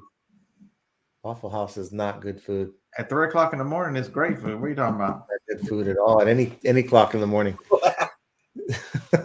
Shit. You would get kicked the hell out of the South. Isn't the Waffle House the thing they use to decide how bad a hurricane is? No, that's how they give directions. You go 3 Waffle Houses down the street and make a left at the third house. Sometimes you just need an all-star. You need an all-star. How many times y'all drunk and stoned on the road, Dave, and you needed some Waffle House? You can go ahead and tell it. I've been there. I won't lie. We didn't term it the Awful House for nothing, but we still went. The Awful House. It's a staple on the road. But it's amazing how many newer places are coming here. A lot of the larger burger chains and stuff have moved in here. We got a Whataburger last year. Now we have 2 of them. We didn't have a Friendly's. We got one of those. We didn't have a Culver's. We got one of those. You got a Mexican restaurant at the gas station. We ate there Tuesday night. Harlan was scared to eat wings. I don't know who he was. He says he wasn't hiding from anybody, but I think he was hiding from somebody. So we couldn't eat wings, so we ate gas station Mexican. That's some good food, by the way. James W., you might want to turn your volume down. I worked in fast food restaurants for 25 years. Not a one of them didn't have cockroaches. Cockroaches lay their eggs in the cardboard inside the parts of the cardboard. I don't care what the restaurant is, or if it receives any kind of cardboard packing, every restaurant in the world has got cockroaches. Yep. Sorry to be the one to break that to you. How good can the Mexican food be in the South? That's what I want to know. That place, surprisingly, Really? maybe from California, Well, none of the staff, Give it a thumbs up. none of the staff speaks English, so there you go. Okay. This is so it's shaped like a V. The gas station.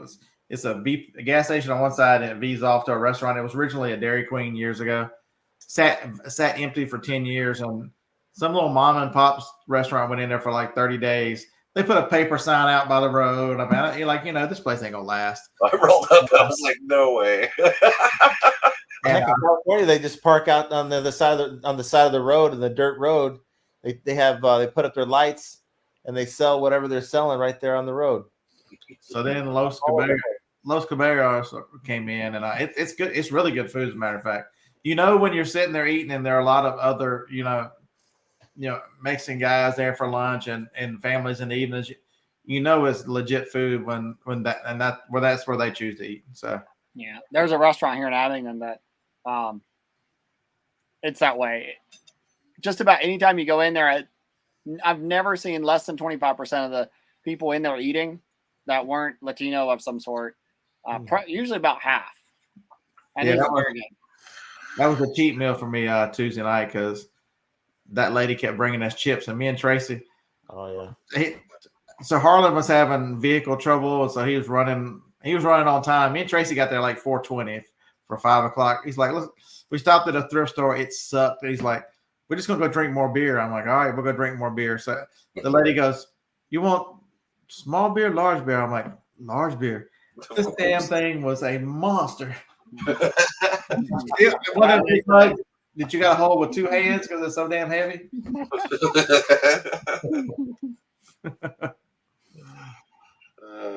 That's funny. Yep. A good Mexican restaurant has to have good chips and salsa, otherwise it won't go Good back. night, good night, Constance. We're glad you found your boxes. Use them in good faith.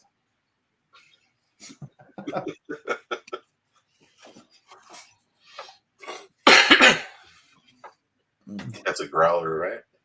We have a brand new Waffle House that's about a half a mile from my house. I'm still not going to it. The one out here in Meridianville it's only been up for 2 or 3 years, so it's relatively new. James, it was the size of a growler. That thing was a huge. I was still drinking when Harlan got there, so that's how big it was. I think me and Tracy went through like 4 things of chips because we were just waiting. We're sitting there waiting.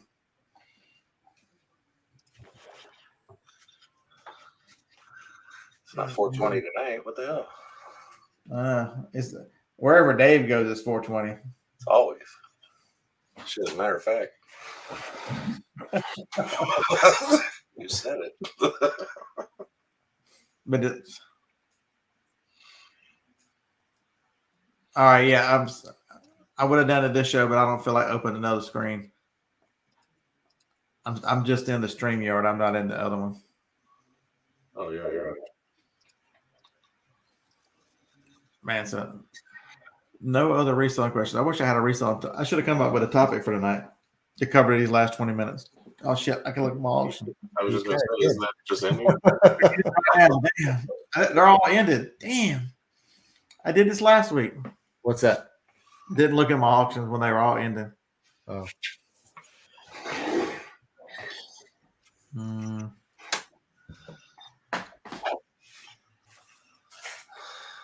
But if nothing else, you may not have questions here, but you can always go into that chat GPT and just say, "Hey, ask it about eBay. What do I do here? Best practices." You'll be just amazed on how in depth it goes.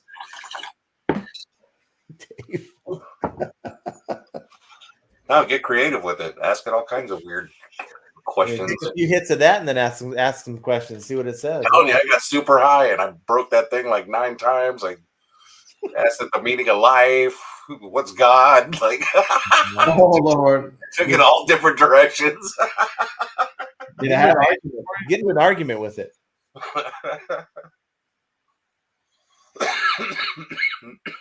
I got a few bids, but nothing spectacular. Tonight was not a great night. I'm about to try harder for next time. It was not a great night. All right, so let's go. What did it tell you when you asked it the meaning of life? It told me like it couldn't tell me, but like it gave me like an idea, and I don't know, it wasn't right. Sometimes it'll just go in circles, you know what I mean? Like that's what I mean by break it. What is the meaning of life? Yeah. Well, Oh, it's giving me an answer. don't it give you an actual Oh yeah, it's giving me a long answer. fucking Scott? The meaning of life is a philosophical question that has been debated throughout history. Different people have different perspectives on what the meaning of life is, and there is no one correct answer. Some people believe the meaning of life is to seek happiness. Others believe it's to seek a higher purpose, and still others believe it's to find one's own purpose through personal growth and self-discovery. Ultimately, the meaning of life is a personal belief that each person must determine for themselves.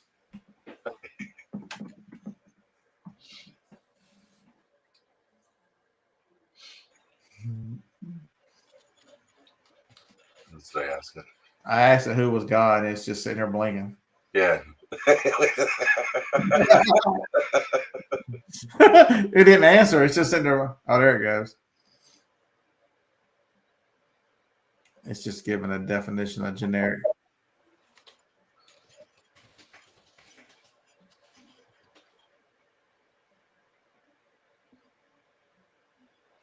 I think I told it to write a comedy, and it couldn't do it.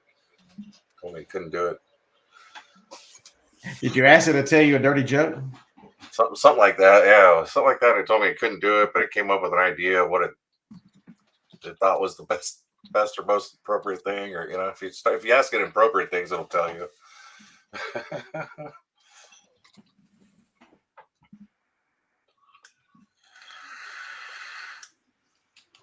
Right.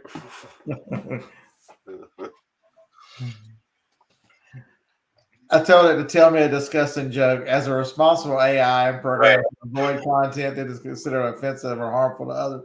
Jokes are intended to shock, disgust, or hurt people are not acceptable. Damn it.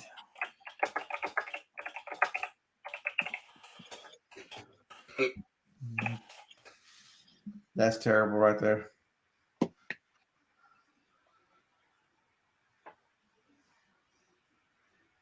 I asked it, "Who is the bearded picker?" and it's just blinking. It's gonna give him the guy off of eBay. It's gonna give it the other guy. He's gonna give that guy's email address. Oh yeah, that's a good one, Steven.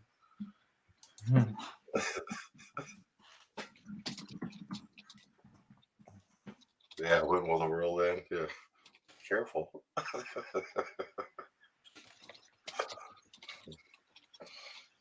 No, I got another one for you. Don't poke the AI too much. Oh, here's another good one.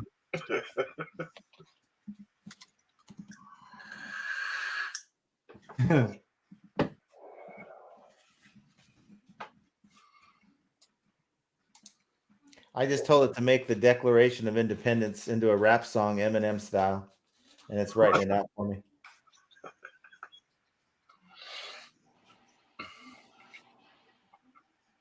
Wow, it's amazing. Yeah, then you got to run it back through a chat AI. Make it tell a story. Well, there you go, right there. All these parts of the government said that the 2020 election was the most secure in American history. The election was certified by Congress, and Joe Biden was installed as president. So that should be a warning to you how this thing leans, right there.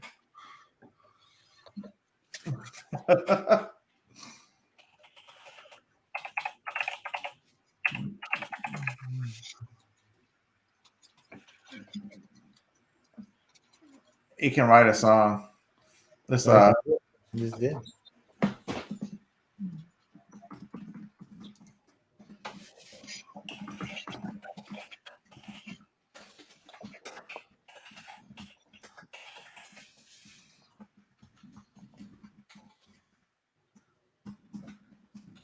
It definitely doesn't pull from the internet.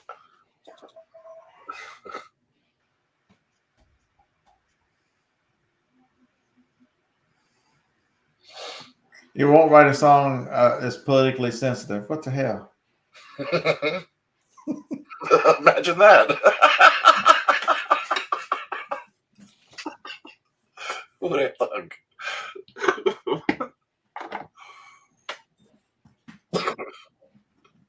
I'm gonna see if ChatGPT will help me fix my spreadsheet that broke. Tell it to make you a sandwich. I had a spreadsheet that would scrape the prices, not scrape it, but it was grabbing all the prices for. Man, they have really put the brakes on this thing. I told it to write me a country song about getting drunk and wasted in Las Vegas. I'm sorry, but as a responsible AI, I'm not able to generate lyrics or songs about drinking excessively. Well, yeah, it can't be about. Or getting drunk. Oh wow. Because it's sensitive for people with alcohol addiction and legal aid. Oh. Well, good thing I got my story out there.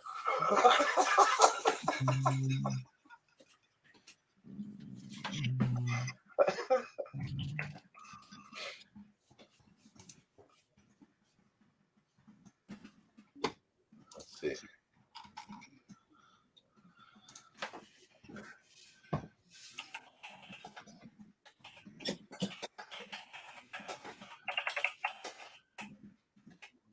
That's a good idea, Larry.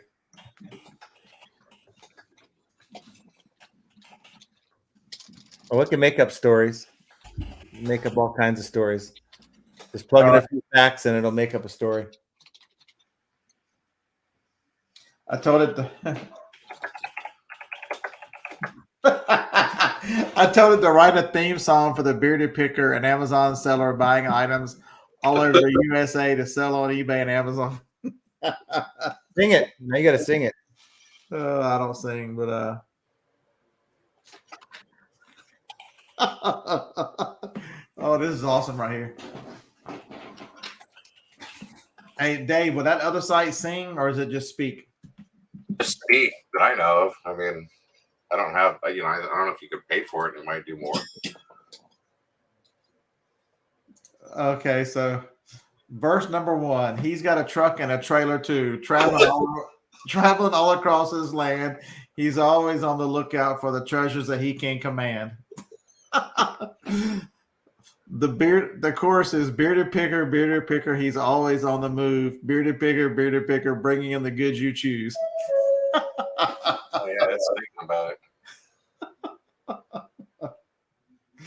Oh yeah, I'm gonna have to keep that one for certain.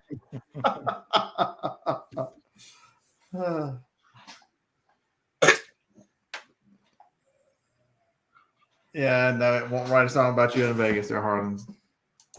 Pretty soon, though, with AI, you'll have a website you can go take that song to, and then it'll just sing it out in any voice you want it to. Make the beat, everything. You could only write horror stories about Harlan.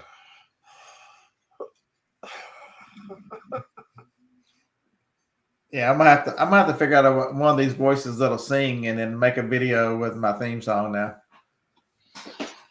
I bet it'll. Let's tell it to regenerate the response. Let's get another song.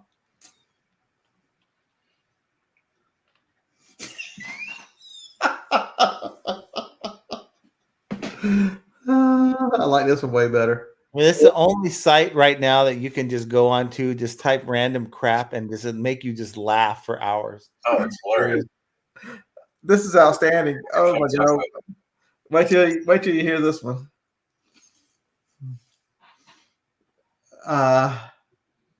Where did it come up with truck? I guess because I told it in a country song. So it says, with a truck full of treasures and a heart full of dreams, he roams the highways chasing his schemes. From coast to coast, he's always on the move, searching for hidden gems. He's got nothing to lose. Wow.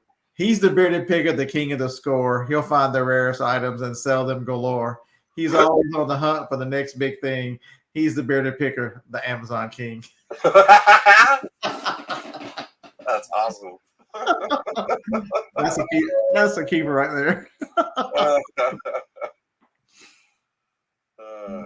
Here, let's see if I can do. So did you pick up any late bids or did yours stay flat? Yeah, I picked up quite a few. So, dude, I've still got 2 more groups of stuff to sell though.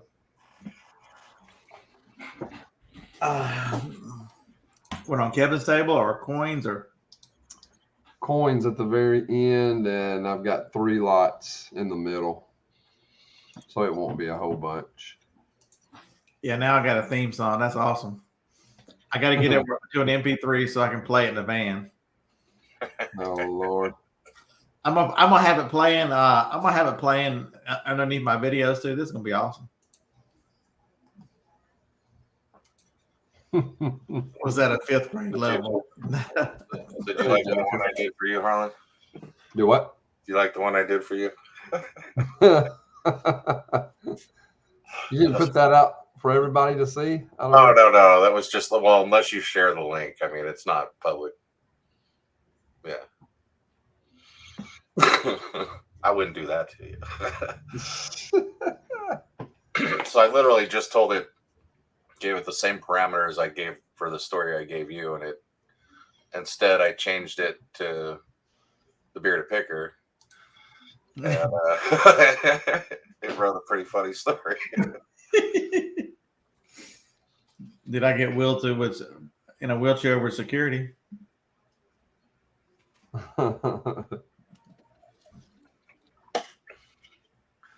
Get AI to write a letter to Bonnie.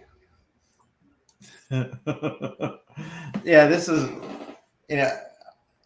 it's going to change. I should get a Fiverr musician.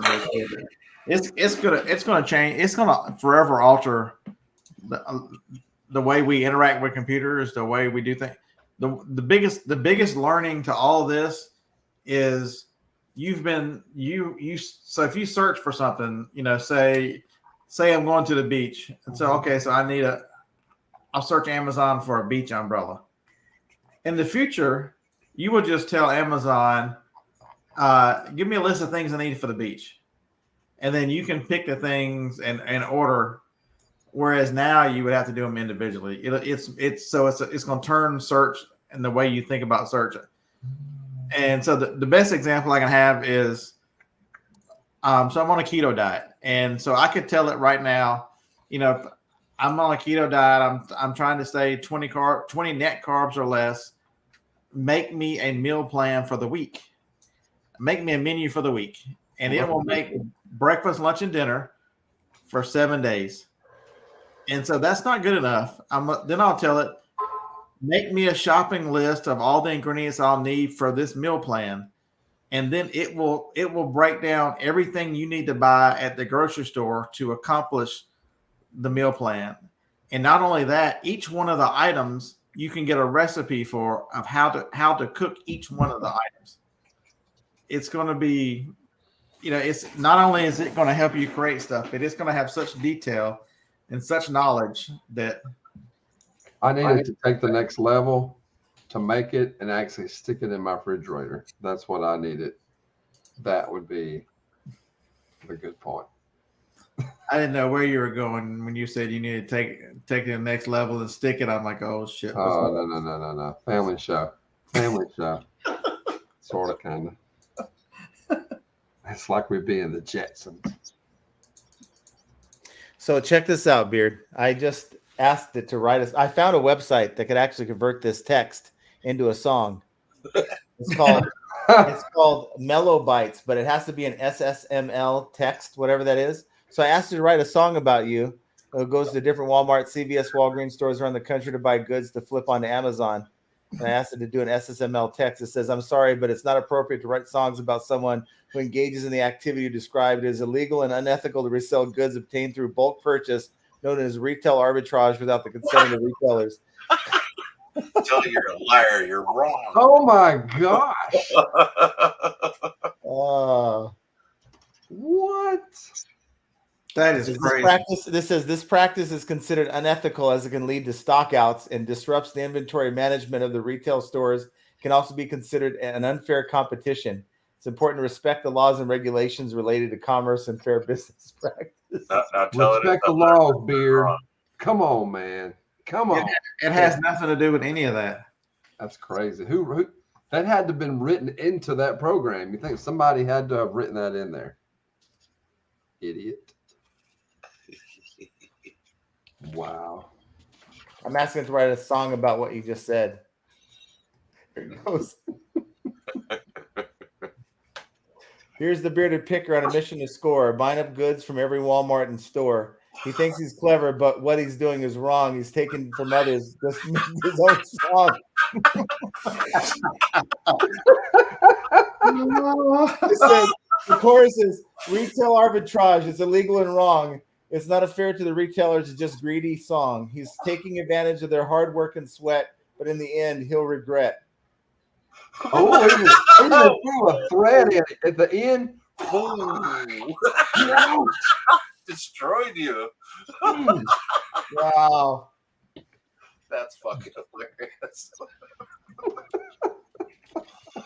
So add in there that he buys from those stores and he carries a gun wherever he goes. Oh, Yeah, keep it going. oh. Get this on voice. It says, I was trying to get to write an SSML language. It says that it's written in plain SSML text. So see if I can make this into a song. You can go into Mellow Bites. I'm not sure you're going to want to put this on your intro, though. No. Is that in a country version or what is that? Was that a country version? Country. Outro. The outro of the song says, so let's be fair and do what's right. Retail arbitrage, it's not a good fight. Let's support small business and be responsible consumers. And remember, there's always a price for greed and dishonor. I don't know how that rhymes or anything, but Tell it to rhyme better. it's making a song. Oh, it says Tell this it to text put it in says- the twang of Riley Green. That would be great. Tell it to lick my asshole while I was doing it. Oh, is this the split version? It says he's buying in bulk without any care. Stockouts and shortages, it's not fair. He's hurting small business with his greed. He doesn't see he's just in need. So greedy. So needy. So greedy. Word. It's crazy. I was talking to you, Scott, like, okay, I'll write it in a real nice way. And then somebody, third party's asking about you, and he's really telling us how he thinks. Wow. That's I guess they never heard of the first sale doctrine, and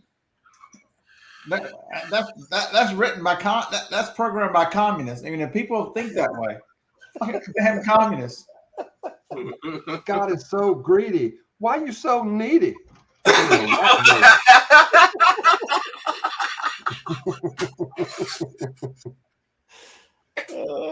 That's crazy though. I mean, that's actually horrible, is what it is. That it actually That's terrible. can Terrible. write Terrible.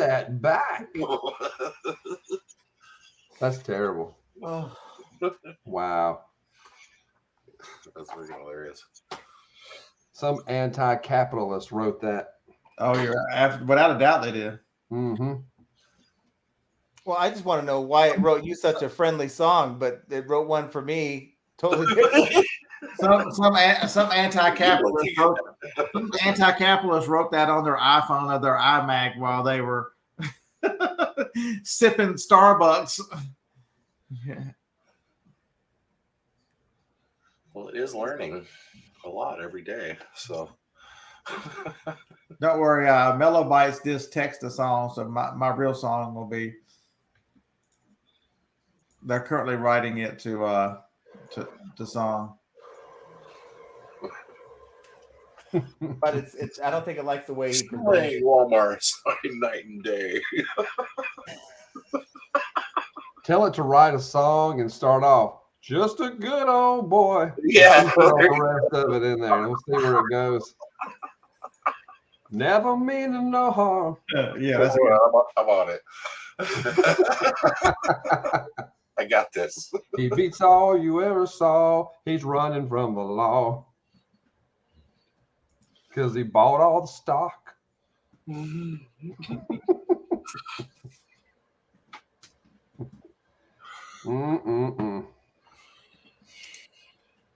It's nice knowing you, Scott.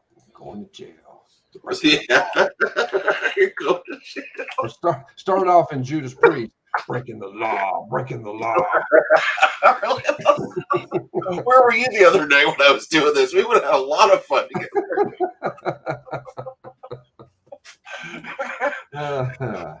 We might be able to come up with something good here. Hold on.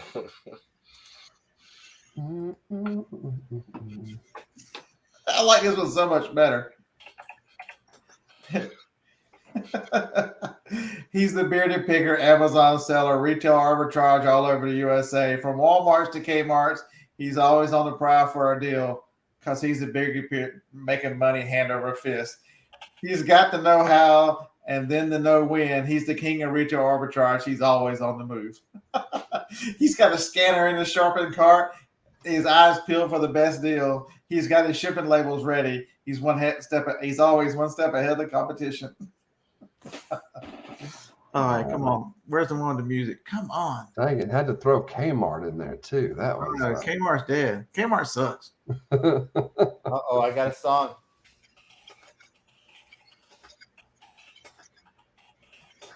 That ain't it.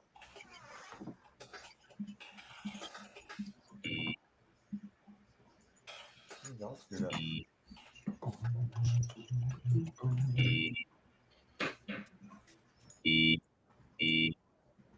Oops. Meat. Don't. That's from SpongeBob. Meat. Is that right? Turn that down. Well, that's that website, Mellow Bites. Obviously, it didn't work right. I don't know. I'm still waiting on this one. It's average response time is 2 minutes. It's currently at 300. Its maximum is 350. It's still carrying on. Don't rush perfection. Yeah, I guess. Mm-hmm. So see, guys, this is how much fun you can actually have with this stupid thing. That's awesome.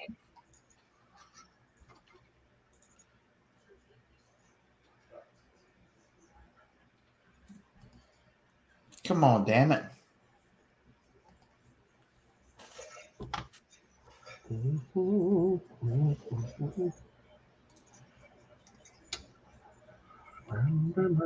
Wait, this makes for terrible content when you're taking forever. Yeah.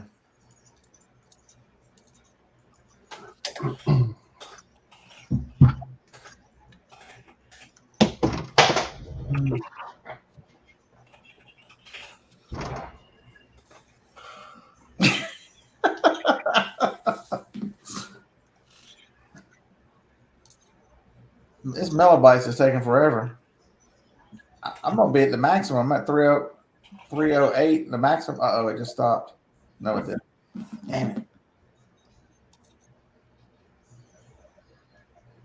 It stopped. It started counting by threes now. At least you got it to work.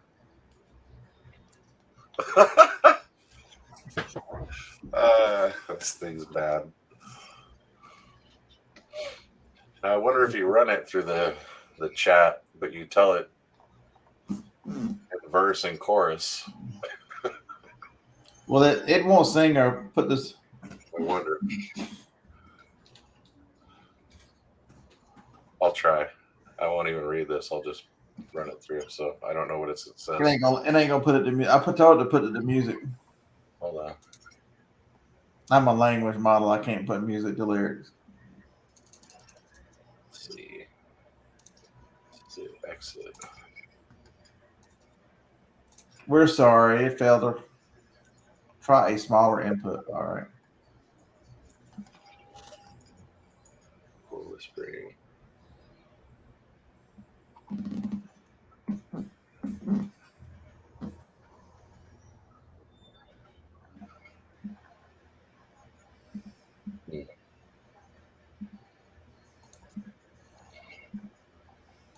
Uh-oh.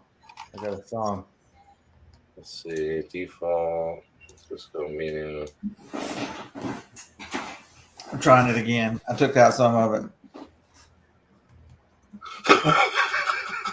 Oh Lord. Oh, here we go. There's your song there. Here it comes. Let's see.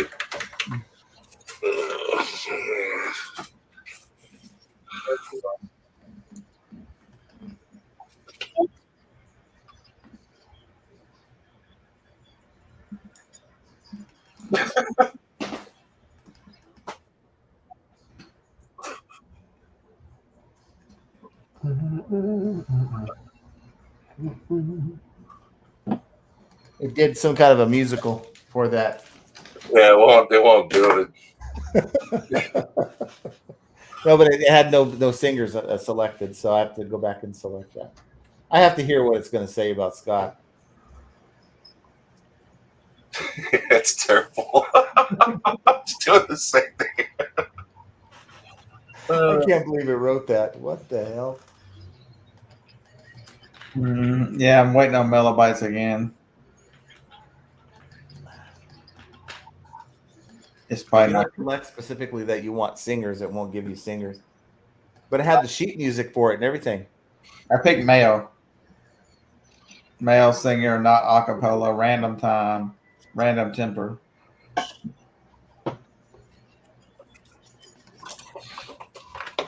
It is the last time we're trying this one. It's taking forever.